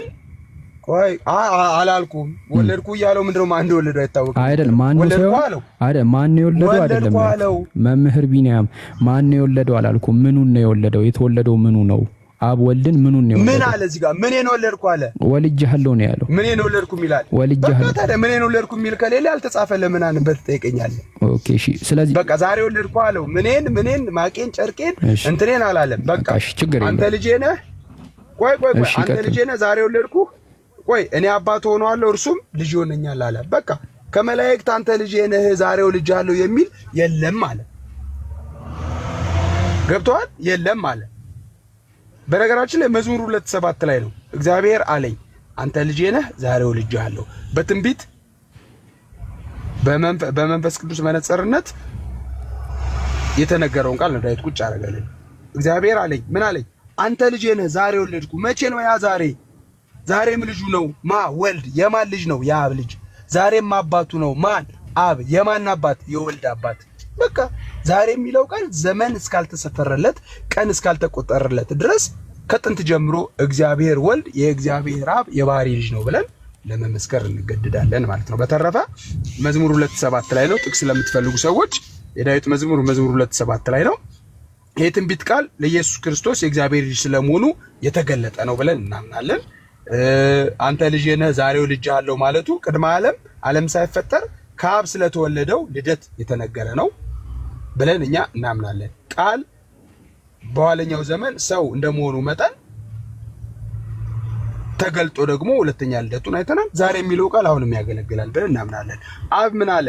እኔ አባት ሆነዋለሁ እርሱ ልጅ ሆነኛል አለ። ቁጥር 5 ላይ ጠየቀኝ ጃቢሪ ዕብራውያን 1:5 አው ያው አብ ወልድን ምኑን ነው የወለደው ነው አልተገለጸም ነው ያሉኝ። በቃ ችግር የለውም ነው የለም እዚህ ጋር እኮ ችግር ልጠይቀኝ እኮ ከተጻፈው ተነስተ ነው እኮ ችግር የለውም። በሎጂክ ልጠይቀኝ አይገባም እኮ በቃ ነው ችግር የለውም ብላ እኮ ምኑን እንደወለደው የሚያሳይ ጥቅስ አለ መምህር ቢኒያም አለ ወይ? አንተ ነው እኮ የምጠይቀው ምኑን እንደወለደው የሚያሳይ ጥቅስ ካለ አይ አብ ወልድ ቆይ መምህር ቢኒ አብ ወልድን እንደወለደው ጥቅስ ካለ የወለደው ምኑን እንደሆነ እኔ ጥያቄ ሆኖብኝ ነው። ይሄንን መመለስ የሚችል ከሆነ ይመልስ። እኔ ካለ ለምን እጠይቆታለሁ? ቆይ ጥያቄ የምጠይቀው ፕሊዝ እና ታዲያ የሌለ ነገር ለምን ትጠይቀኛለህ? ኦኬ ምኑን እንደወለደው አይታወቅም? የለም አምጣ እኮ ነው ማስረጃ። ምኑን ወለደ የሚል ከምን ተነስተ ጠየቀኝ ነው እኮ ያልኩ ያለሁት። ኦኬ እና አሁን ይሄንን ለማለት ለምሳሌ ለምሳሌ የሆነ የቁርአን አንስቼ ያው ታውቀኛለህ አውቃቸዋለሁ የቁርአናዮችን አንስቼ በፍቅርና በቅንነት በመከባበር ለምሳሌ እዚህ ላይ እንዲህ ይላል እንዲህ ላይ ምን ብለህ አይታወቅም ነው የምትለኝ? የተገለጠውንና የተጻፈልንን ነው ወይም ደግሞ የውሱን አይምሮአችን የሚመጥነውን የመቀበልም የመጠየቅም ስለ በቃ በዛ ልክና ስሌት በቃ ገብቶኛል። እኔ መምህር ቢኒ አኖ አልገባም አልልህም። የገባኝን ልንገሮት እኔ አባት ሆነዋለሁ የገባኝን ልንገሮትና ያርሙኛል ለኦዲየንሱ ልግለጥ እኮ የገባኝን ልንገሮትና ያርሙኛል። በዛም ለኦዲየንሱ ልናገር ኢየሱስ ክርስቶስ ወይ ደግሞ ምን ጠይቀኝ ነው ምን የገባህ? አሁን የለም እስካሁን ያስረዱኝን እንደገባኝ ልንገሮት። ከዛ እኔ አባት ሆነዋለሁ የሚለውን ለምንድን ነው የፈራው? ልፍታዋ ነኝ ፈቱት እኮ እስካሁን ያብራሩት ነበር። ቅድመ ዓለም ወልዶታል አሉ ልጄ ነው እኔ አባት ሆነዋለሁ ያለው ማን ነው የሚለው ልፍታ። እሺ ቀጥሉሽ። መልካም እኔ አባት ሆነዋለሁ እርሱም ልጅ ሆነኛል። ቁጥር 5 ዕብራውያን 1:5 ይህ ቃል የእግዚአብሔር ቃል ነው እንደምታውቁት። ለጊዜው በዳዊት ዙፋን ላይ ለሚነግሰው ልብ በል አንብታችን እንዴት እንደሚፈታ በጊዜው በዳዊት ዙፋን ላይ ለሚነግሰው ስለሚነግሰው ስለ ሰለሞን የተነገረ ሲሆን ፍጻሜው ግን ስለ ኢየሱስ ክርስቶስ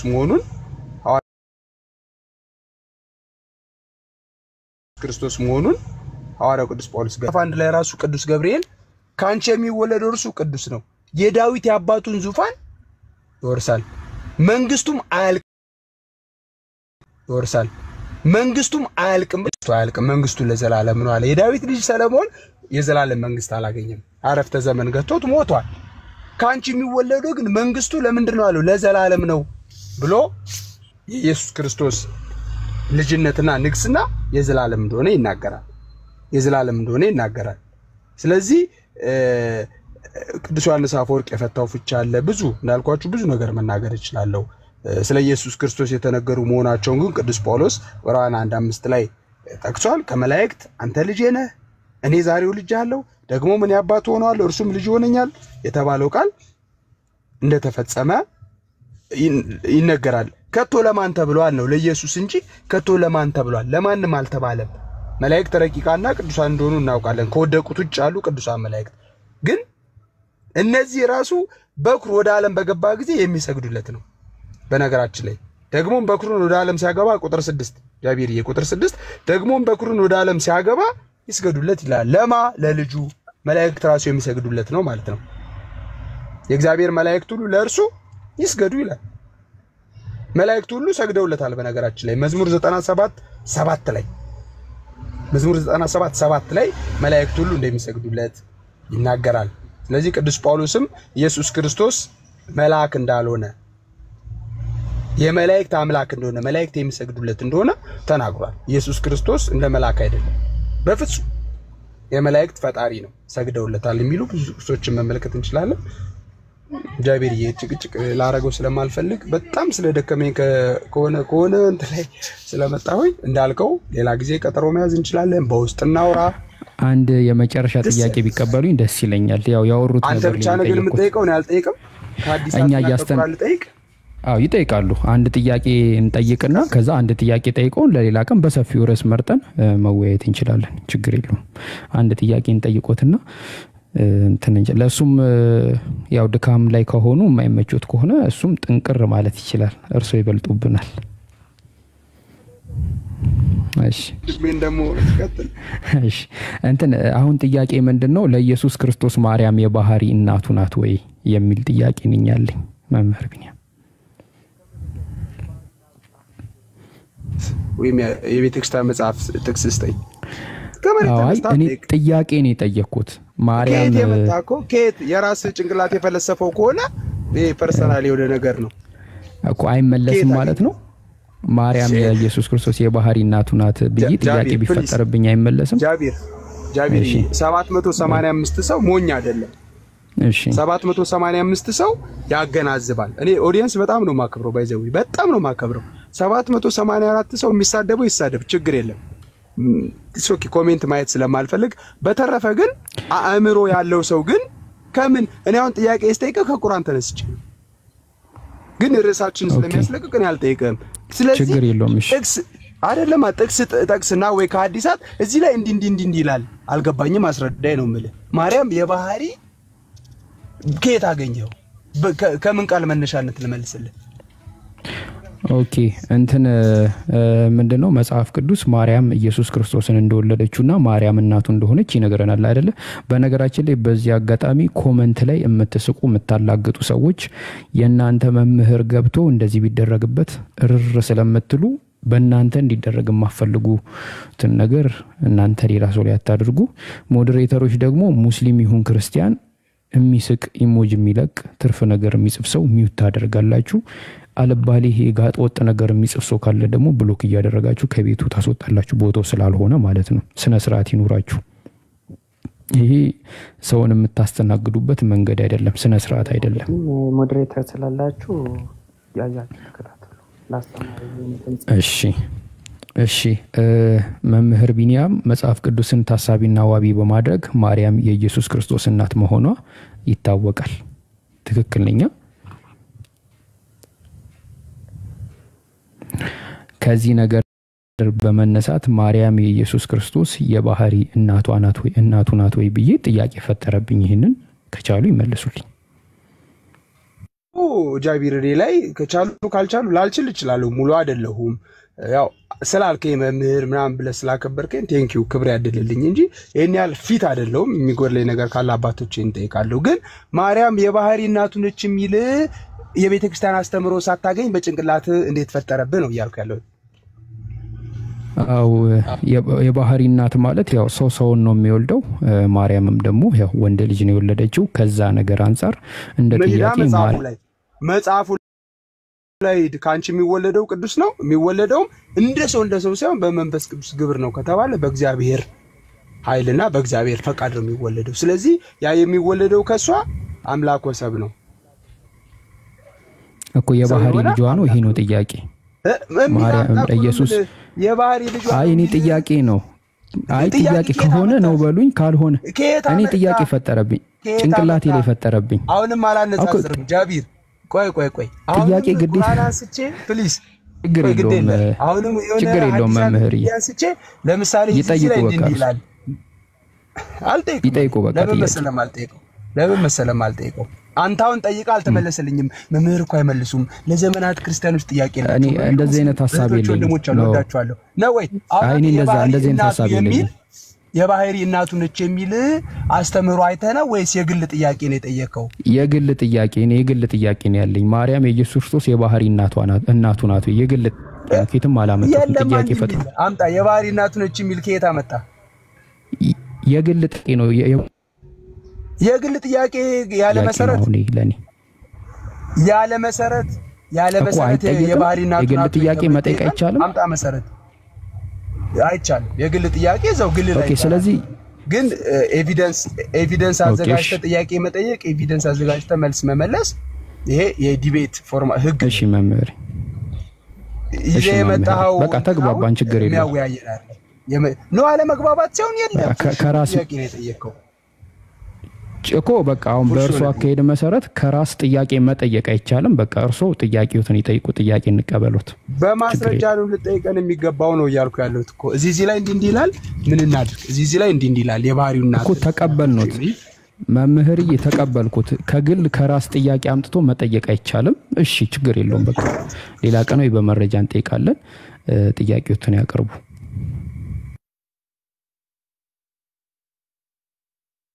ገመኝም እናንተን የመሰሉ እህቶችን ወንድሞችን አግኝቼ እዛውም 900 ሰው ባለበት በፍቅር መወያየት ባህሪንም ታውቃለህ። ተከባብሬ ቪዲዮም ስሰራ ተከባብሬ ነውና ይሄንን መናገር እንችላለን።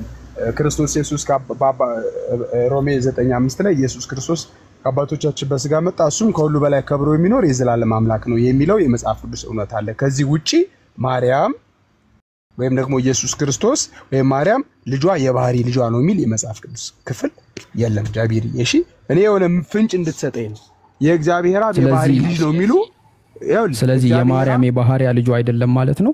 አሁን ካነሱ ተሰማ በመንፈስ ቅዱስ ግብር የተወለደ ልጅ ነው እኮ። ስለዚህ የባህሪያ ልጇ አይደለም፣ ያለ ዘራ ብእሲ ነው የተወለደው እኮ። የባህሪ ልጇ አይደለም ማለት ነው ወይ? አይልማ መጽሐፍ ቅዱስ እኮ። ስለዚህ አይደለም የባህሪ ልጇ የሚል ከሆነ እኮ አምጣ ነው እኮ። የባህሪ ልጅ የሚባል ምንድነው? ባህሪ አሁን እንፍታ እኮ ከሌለ እንፍታ። ባህሪ ማለት ማለት ነው ባህሪ ማለት ሰውን ይወልዳል፣ አንበሳ አንበሳን ይወልዳል። ባህሪ ማለት ይሄ ነው። የባህሪ ኖ የባህሪ ማለት ማንም ሳይሰጥህ የራስህ ማለት ነው። ሰው ደግሞ በራሱ ሰው አልሆነም፣ ለሰው አስገኝ አለው። ማን? እግዚአብሔር። ባህሪ ማለት ኦኬ እሺ። አልተግባ እግዚአብሔር። ቆይ ወልድ የእግዚአብሔር አብ የባህሪ ልጁ ነው አይደለም? yes እሱማ እግዚአብሔር ነው፣ ሁሉን ቻይ ነው፣ ምንም ማንም አይሰጠው። ኦኬ ለምሳሌ የኢየሱስ ክርስቶስ ሰውነቱ የእግዚአብሔር አብ የባህሪ ልጁ ነው ሰውነቱ? ቆይ እስኪ ግልጽ አድርገው፣ ምን ማለት ነው ሰውነቱ የእግዚአብሔር አብ የባህሪ? እስኪ ንገረኝ። ኢየሱስ ክርስቶስ ከሁለት ባህሪ አንድ ባህሪ ነው አይደለም? yes ከሁለት አካል አንድ አካል ነው። አዎ ስለዚህ አሁን አንዱ ባህሪ ይባላል በራሱ። አዎ መለኮትነቱ ይባላል በራሱ። መለኮትነቱ ለእግዚአብሔር አብ የባህሪ ልጅ ነው አይደለ? የወልድ ምንም ኦፍኮርስ ምንም ድርድር የለም። ሰውነቱስ የባህሪ ልጁ ነው? በፍጹም እንዲህ የሚል የለም። ሰውማ እኮ ፍጡር ነው እኮ። ሰውነቱ ልጁ አይደለም? የተዋሃደው ሰውነቱ ልጁ አይደለም የእግዚአብሔር አብ? ልጁ ነው እንጂ ማን ነው የካደው? ወልደ እግዚአብሔር በመለኮት ወልደ ማርያም በትስብእቱ ነው የምንለው እኮ። ስለዚህ ሰውነቱም የእግዚአብሔር አብ የባህሪ ልጁ ነው ማለት ነው። ኢየሱስ የሚለው ቃል መለኮትና ስጋ የተዋሃዱበት ነው። ሁለቱ በአንድነት አይነጣጠሉም። ቅድም ያልከው ከአንድ አካል ከሁለት አካል አንድ አካል ከሁለት ባህሪ አንድ ባህሪ የሆነበት ስለሆነ አንነጣጠልም። እንደ ተዋህዶ አንነጣጠልም። ለምን ያረገው የሐዋርያት ሥራ 1:11 ላይ ይሄንኑ የማርያምን ስጋ ይዞ ነገር ግን በትንሣኤ የታደሰ አካልን ይዞ የማይበሰብስ አካልን ይዞ ለትንሣኤያችን በኩር ሆኖ ሲያርግ ነው ያየነው። መላእክትም ምን አሉ? ሲያርግ ያያችሁት እርሱ ዳግም ምን ይላል? ይመጣል። ለፍርድ የሚመጣው ይሄው የማርያም እንትን መምህር ቢኒያም እኔ ጠየቅኩት የኢየሱስ ክርስቶስ ሰውነት ለአብ የባህሪ ልጁ ነው ወይ? ይሄ ነው ጥያቄ። ሰውነት የሚባል የለም። በተዋህዶ አንድ ስለሆነ ሰውነትና አምላክነት ከሁለት ባህሪ አንድ ባህሪ ከሁለት አካል አንድ አካል ስለሆነ እንደዚህ ለይተን ሰውነት አምላክነት ብለን አንለይም እንደ ተዋህዶ። ኦኬ። ስለዚህ ሰውነቱም አምላክነቱም የአብ የባህሪ ልጆች ናቸው። ሁለቱም እኮ የባህሪ ልጆች ናቸው። ልጆች ከሆነ ከአንድ በላይ ነው። ኖ እሺ አትበላ። ልጆች ከሆነ ከአንድ በላይ ነው። እሺ። ስለዚህ ስጋውም የባህሪ ልጁ ነው። ስጋው ብላት ላይ ስጋ ከመለኮት ጋር ተዋህዶ ነው ኢየሱስ የተባለው። ኦኬ። ሁለቱ አይለያዩ? በምንኛ ነው የሚለያዩት? ተዋህዶ ምንለው ታዲያ? እንደ ተዋህዶ ምንድነው? ስለዚህ ሁለቱ አይለያዩ? ያለ መቀላቀል ያለ መዋዋጥ አሁን ተዋህዶ ሲባል አሁንም እዛ ይኸውልህ ክርስቶሎጂ ላይ አሁንም ዲቴል የሆነ ወደ እንትን እኮ ከመንገባ መምህር ቢኒያም አሁን ስላልተግባባን ችግር የለውም። እርሶ ጥያቄዎችን ይጠይቁ፣ ሌላ ቀን በሰፊ እናወራለን። ውጭ ልታሳድረኝ ነው? ይኸውልህ መሽቷል። ግን እኮ ለዛ እኮ ነው እኮ ጥያቄ ጠይቋልኝ እኮ ነው። ይቀራል 3:05 እኮ ይቀር ያልኩት ለዚህ ነው።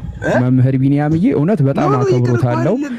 በንግግሬ አይደለም በንግግር ስለሌላ አይደለም እኔ እንደዛ አይነት ሐሳብ ኖሮኝ የማያውቅም በፍጹም። ይሄ እርሶን ለማሸነፍ ወይ እርሶን ለማሳጣት ሳይሆን በቃ እንማማራለን።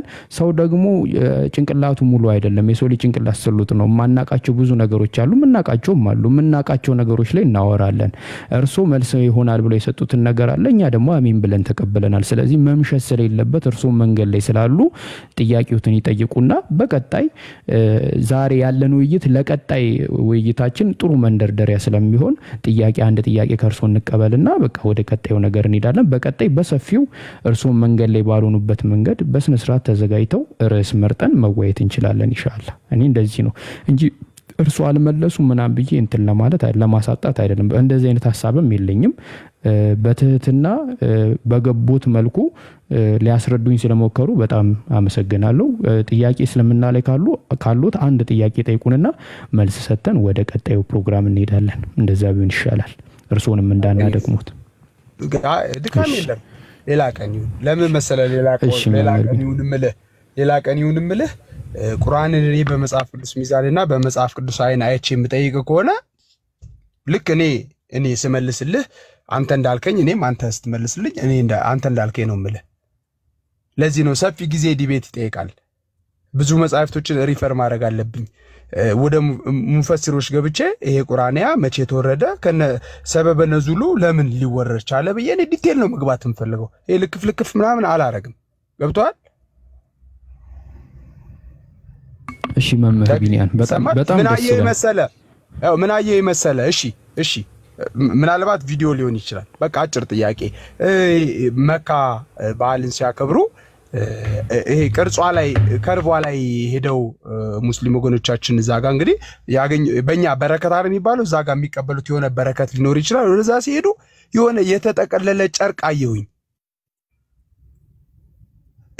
ሐዲስ ላይ ደግሞ ሳነብ ምን አነበብኩኝ? ከጀነት ነጭ ሆኖ እንደተወረደና የአደምን ኃጢአት ከመሸከሙ የተነሳ እንደጠቆረ ይናገራል። ግን ጨርቁ ወደ ላይ ተጠቅሎ እዛች ከርቧ ላይ ሙስሊም ወገኖቼ ሄደው ምንም በረከትን በለው ብቻ ነብዩ መሐመድ የሳሙት ስፍራ ሊሆን ይችላል። የምታከብሩትን አከብርላችኋል። የሆነ ነገር ሲያደርግ ጨርቁ ተጠቅሎ አየሁኝና ፕሊስ ጃቢር ስለዚህ የምታውቀው ነገር ካለ የሆነች ነገር በለኝ። እኔ ጭንቅላቴ ላይ ያለው ጥያቄም ከዚህ በፊት ጠይቄ ያልተመለሰልኝ ቪዲዮዎችን ገብታችሁ ማየት ትችላላችሁ። በጨዋነት በቅንነት የሐዲሳቱን ትክክለኛ አድሬስ ሳሂህ የሆነ ሐዲስ እንደሆነ ጠይቄ እዚህ ስፍራ ላይ ይሄ በመካ ያለው ከሰማይ ከሰማያት ካላ ዘንድ የተወረደው ነጭ ድንጋይ የአደምን ኃጢአት ከመሸከሙ የተነሳ እንደጠቆረ ይናገራል። ግን ጥቁርነቱ ደግሞ በጨርቅ ተሸፍኖ እንደሆነ እዛ ጋር ጨርቅ ወደ ላይ ተጠቅሎ ያሳያልና ፕሊዝ የሆነ ነገር በል። እሺ ኦስማን ሚውት አድርግ። ያው ይሄ ካዕባ ላይ ከጀነት ወርዷል ተብሎ የሚታመን ድንጋይ አለ። እሱኛው ስለሱ ያነሱት ጥያቄ አለ። እኛ እሱ ኃጢአታችንን ያነጻል ብለን አናምንም። ኃጢአትን የሚያነጻው ከኃጢአትም የሚያድነው አምላካችን አላህ ብቻ ነው። ግን ያው የሐዲሱ ግን ይላል የአደም ልጆችን ኃጢአት ከመሸከሙ የተነሳ ጠቆረ ይላል። ወይ ላውጣው ሐዲሱ ላውጣው ችግር አያውጡት ችግር የለውም። እንደናነብ ነው አኑ አልቀጠፍኩም ማንበብ ሊኖር ይችላል። አይ እኔ ቀጠፉ አላልኩም። የራሱ የሆነ ፍቺ ስላለው እንዲፈቱ ነው። እስሚዝ አለክ እስሚዝ ለው ጃቢር ሰላም አለይኩም። ይሄንን ወአለይኩም ሰላም። ይሄንን አብራራላችሁ ለመምህር ቢኒያም። ኦኬ መምህር እንዴት ኖት? ሰላም ብያለሁ። ከብዙ ጊዜ በኋላ አይደል የተገናኘን አለን። ረጅም ጊዜያችን ሰላም ነው። ያራራቁን ያሉት እንትኖች እንደ ድሮ በመሃል ገብተን እንዳንወያይ አድርገውናል። በፍቅር በመከባበር የምንወያይባቸው ጊዜያቶች ናፍቃሉ እውነት ለመናገር ነው። እሺ ሐሳቤን አግኝተኛል፣ ሰምተኛል ስሚዚ? ያው ሰምቼታለሁ። ነጥቡ ያለው ምንድነው? ጨርቅ ምናምን ሳይሆን ድንጋይ ነው። ሀጀረል አስወድ ላይ ሀጀረል አስወድ ብለን እንጠራዋለን። ይሄ ሀጀረል አስወድ አላህ Subhanahu Wa Ta'ala ጅብሪል አለይሂ ሰላም ኢብራሂም አለይሂ ሰላም እና እስማኤል አለይሂ ሰላምን እስልምናችን አስተምሮ ካዕባን ገንብተዋል። በዛን ጊዜ አላህ Subhanahu Wa Ta'ala ከገነት ወይም ደግሞ ከጀነት ያወረደላቸው ድንጋይ ካዕባን ሲገነቡ ማለት ነው። ካዕባን ሲገነቡ ያወረደላቸው አይ ቲንክ ፖዝ ሆነዋል። ሲመለሱ ልቀጥል መሰለኝ ስልክ ነው መሰለኝ።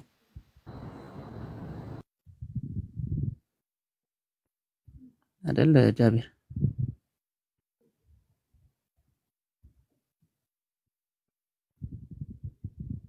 ጃሊ ከፍቱ መሰለኝ። እኔው እንጠብቃችሁ። ጃቢር አለውኝ ወይ? ስልክ በጣም አስቸገረኝ። በጣም ብዙ ስልክ የተደወለና ጆሮአቸው ላይ እንትን ሳረግ ስዘጋባቸው ጆሮአቸው ላይ ስዘጋባቸው አንዳንዴ ፋሚሊም ተጨነቁና አለውኝ ለማለት ነው። ሶሪ እሺ። እስሚዚ የሰማው ነው።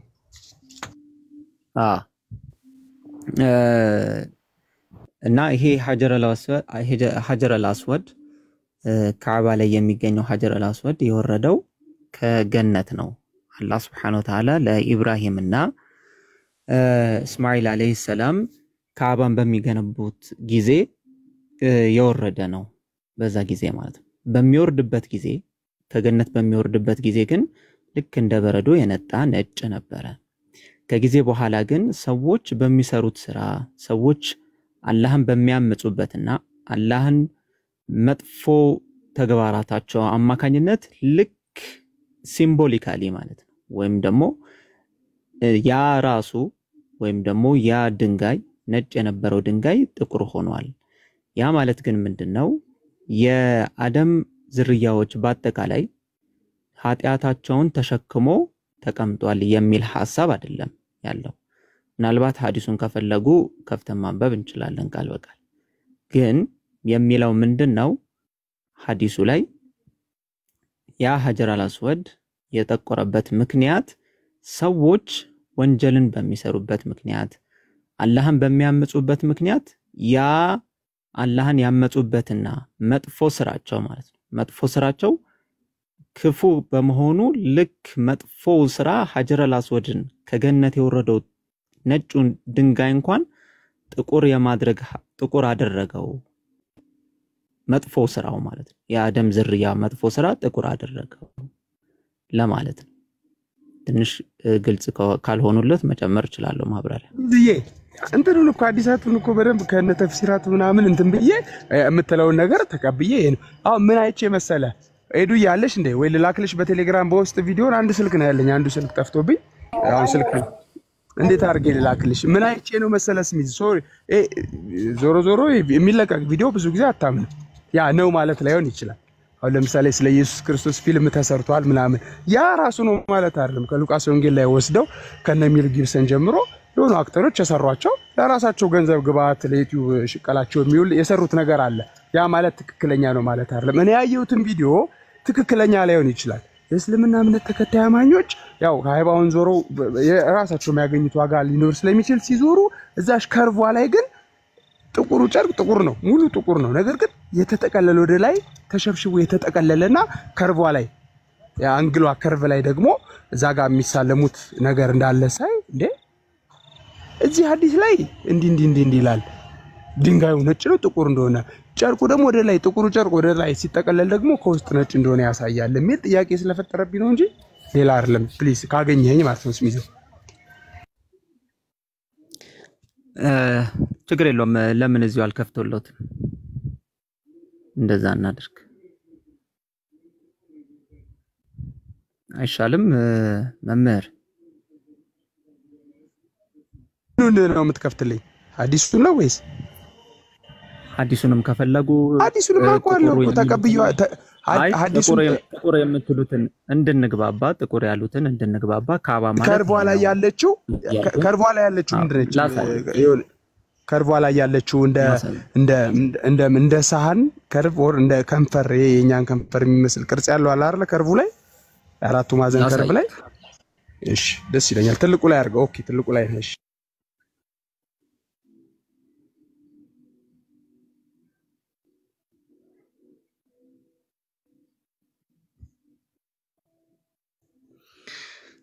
ኦኬ ይሄ የምትመለከቱት ይሄው ካባ ብለን የምንጠራው ይሄንን ነው ካባ ብለን የምንጠራው ምናልባት ጨርቅ ብለው የጠሩት ነገር ይሄ ከሆነ ማለት ነው ካባ ብለን ይሄ ጨርቁ ከላይ የለበሰው ግልጽ ነው ይሄ ካባው ነው አሁን እርሶ ስፔሲፊካሊ ደግሞ የፈለጉትን አንዴ ሰርች ላድርግሎት ሀጀር አልአስወድ ብለን እንጠራዋለን ኦኬ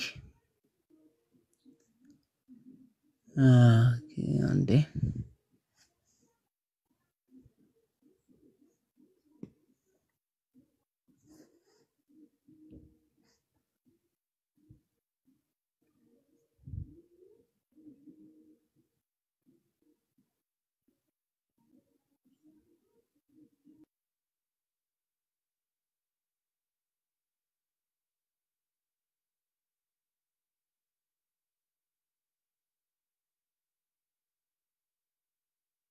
ይሄ ነው አይደለም መምህር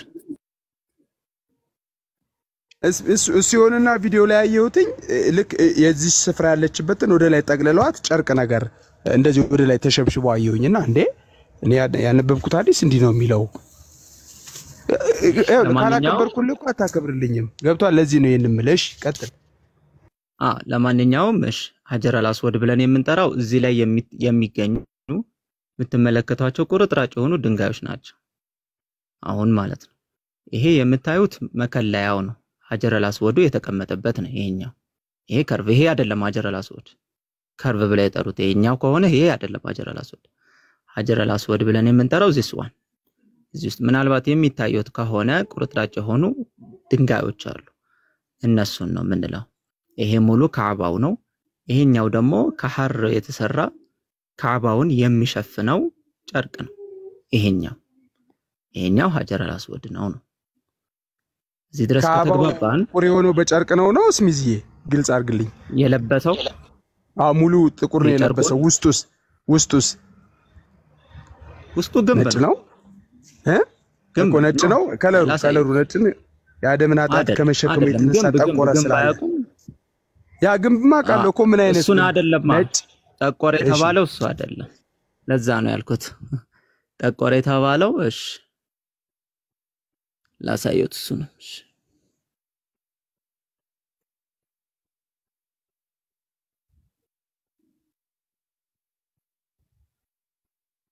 የጠቆረ ከተባለ የሆነ ፓወር አለው ማለት ያደም ልጆችን አጥያት ከመሸከሙ የተነሳ ጠቆረ ከተባለ አንድ የሆነ ፓወር አለው ምንድነው ከላይም ከመወረዱ የተነሳ የሆነ የፓወር ማለት የአላህ ኃይል የሆነ ነገር አድሮበታል ማለት ነው እንችላለን እንደዛ እንደማለት እንደኔ ጭራሽ አይደለም አሳየታለሁ አንችልም አሳየታለሁ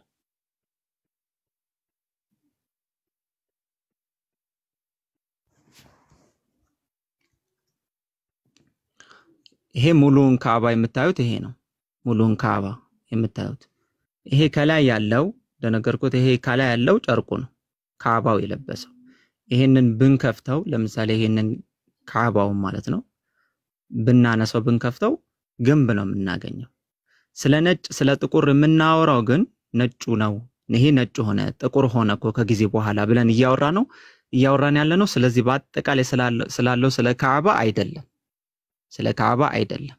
አንደኛ ግልጽ ነው። ስለ ካዕባ አይደለም እያወራን ያለ ነው። ነጭ ነው ወይስ ጥቁር ከጊዜ በኋላ ከገነት ወርዷል። ያ ከገነት የወረደው ነገር ደግሞ ከጊዜ በኋላ ጠቆረ ያለን እያወራን ያለ ነው። ስለዚህ በአጠቃላይ ሳይሆን ስለምንድነው እያወራ ነው? ስለ ሀጀረል አስወድ ስለ ሀጀረል አስወድ ስለ ድንጋያ ብቻ ነው እያወራን ያለ ነው። ስለ ሀጀረል አስወድ ስለሱ ስናወራ ቅድም ያሳየሁት ማለት ነው በየተከፈተው የተሸፈነው ማለት ቅድም ያሳየሁት እሷን ብቻ ነው እያወራን ያለ ነው።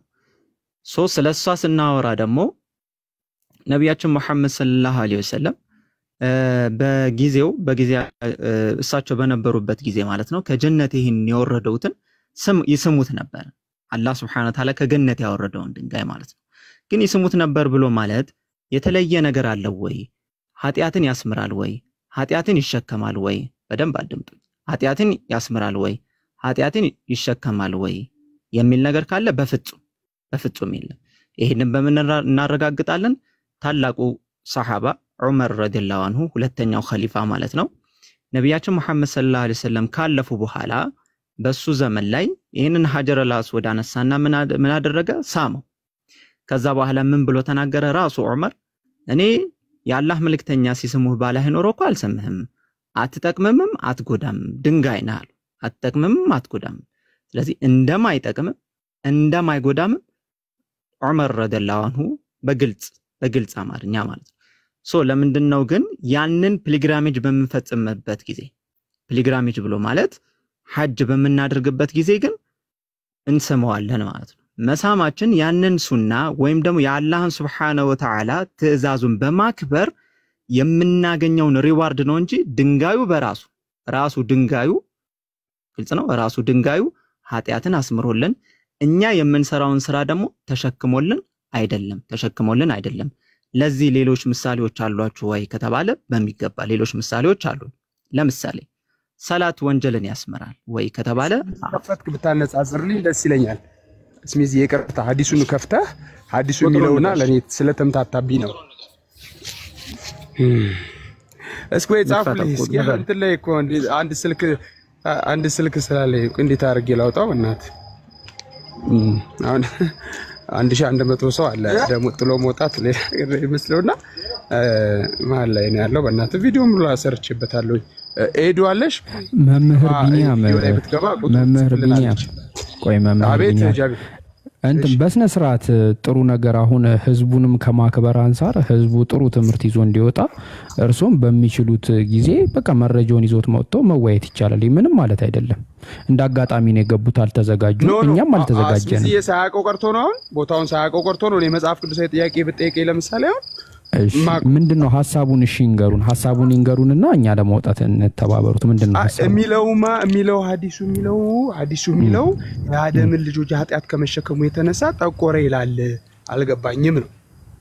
ኦኬ ታስታውሳለህ? ተወረደ ነው ወይ ነው ከጀነት ከመተባበር አንፃር እንደዚህ የሚል ካለ ሐዲስ ለማውጣት እንሞክራለን። ችግር የለም። አረ እኔ ማውጣት እችላለሁ እንዳልኩ ወጥቼ መግባት ስለማልፈልግ ነው።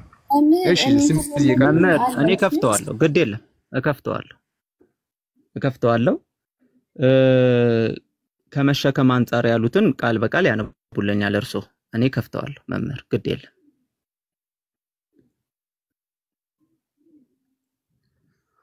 እሺ መምህር ያንብቡልኝ ከታየውት።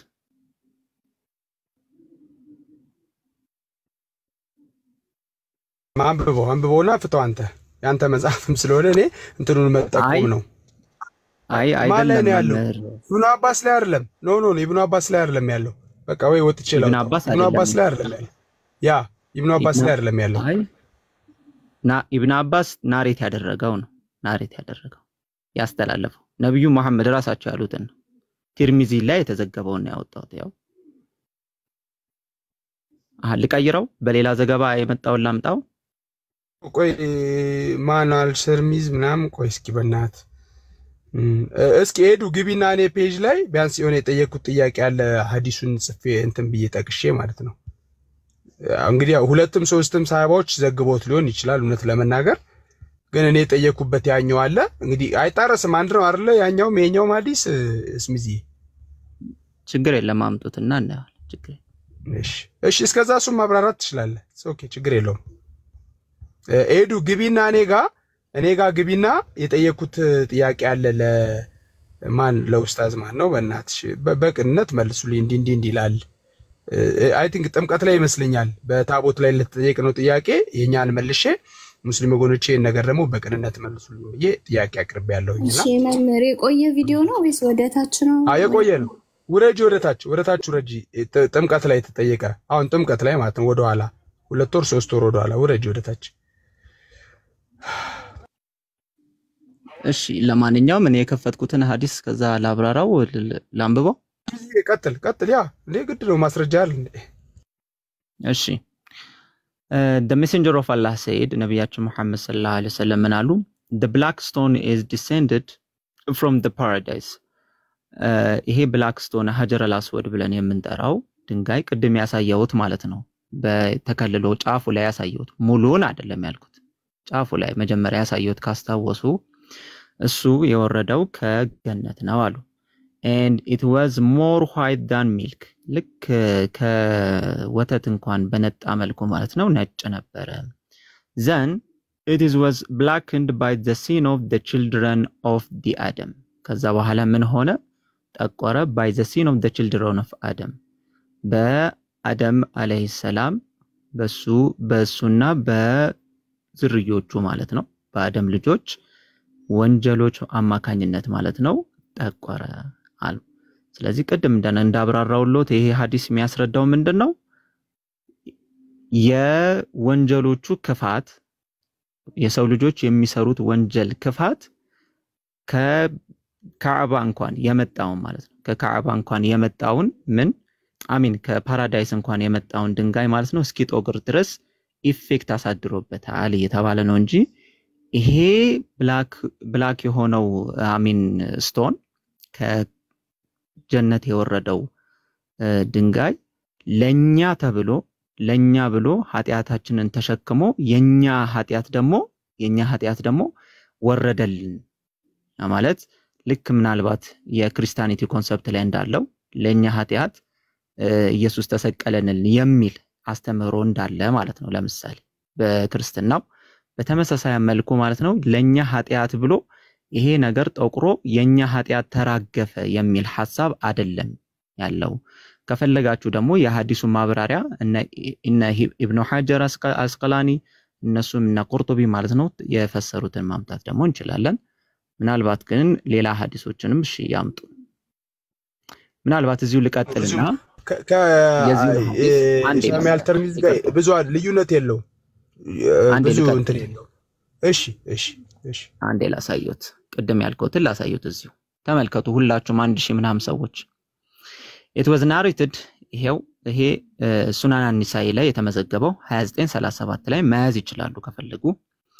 it was narrated Abbas ibn Rabah said I saw Umarን አየሁት coming to the stone ወደዚህ ወደ ሀጀር አልአስወዱ ማለት ነው ወደ ስቶኑ ሲመጣ and saying ብሎ ሲል I know that እኔ እኮ አውቃለሁ አለ ዑመር you are just a stone አንተ በቃ just ድንጋይ ነህ had I not seen the messenger of Allah kiss you እንደው ነብዩ መሐመድ እኮ ሲስሙት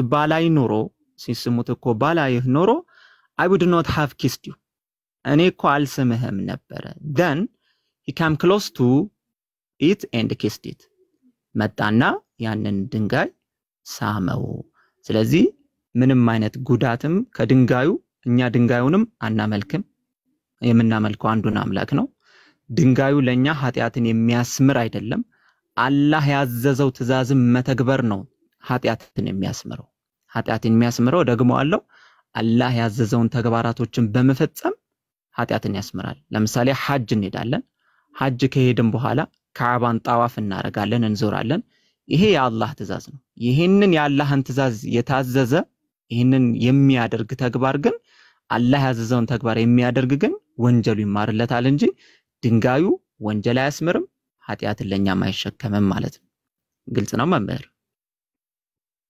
በቃ አስቢዝዬ ቅድም እንዳልኩ ነው። ይሁን በቃ አመሰግናለሁ ስለነበረን ውይይት።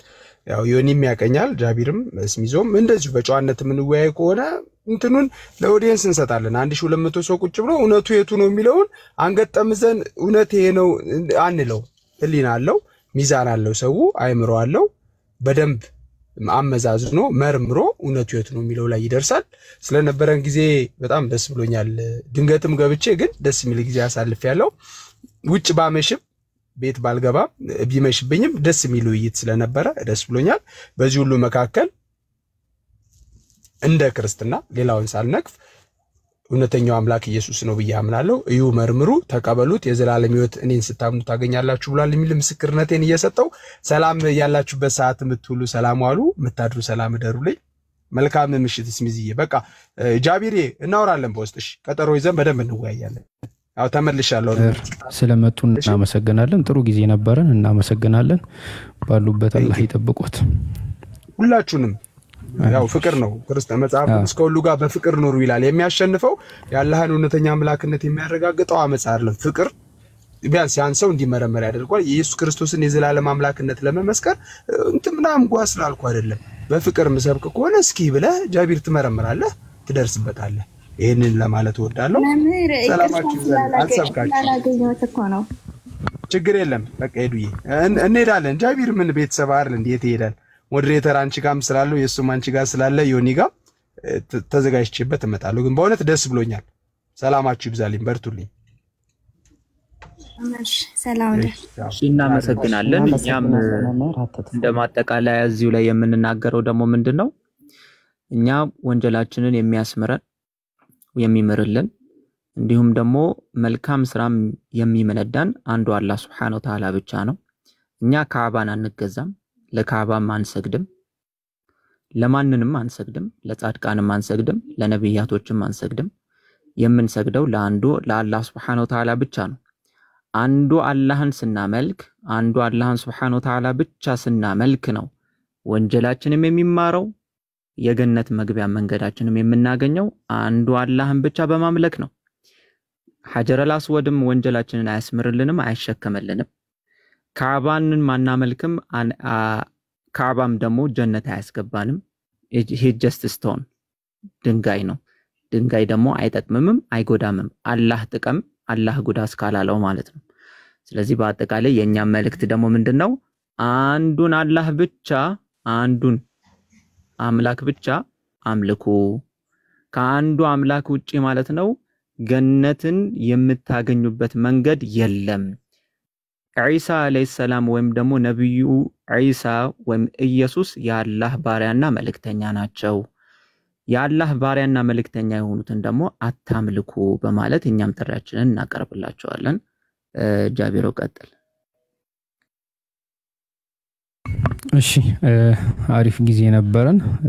ያለውን ሐሳብ ለመጠቅለል ያክል አልহামዱሊላህ ረቢል ዓለሚን ሙስሊም ላደረከን ለዓለማቱ ጌታ ክብር ምስጋና ለአንተ ብቻ ይሁን እላለሁ።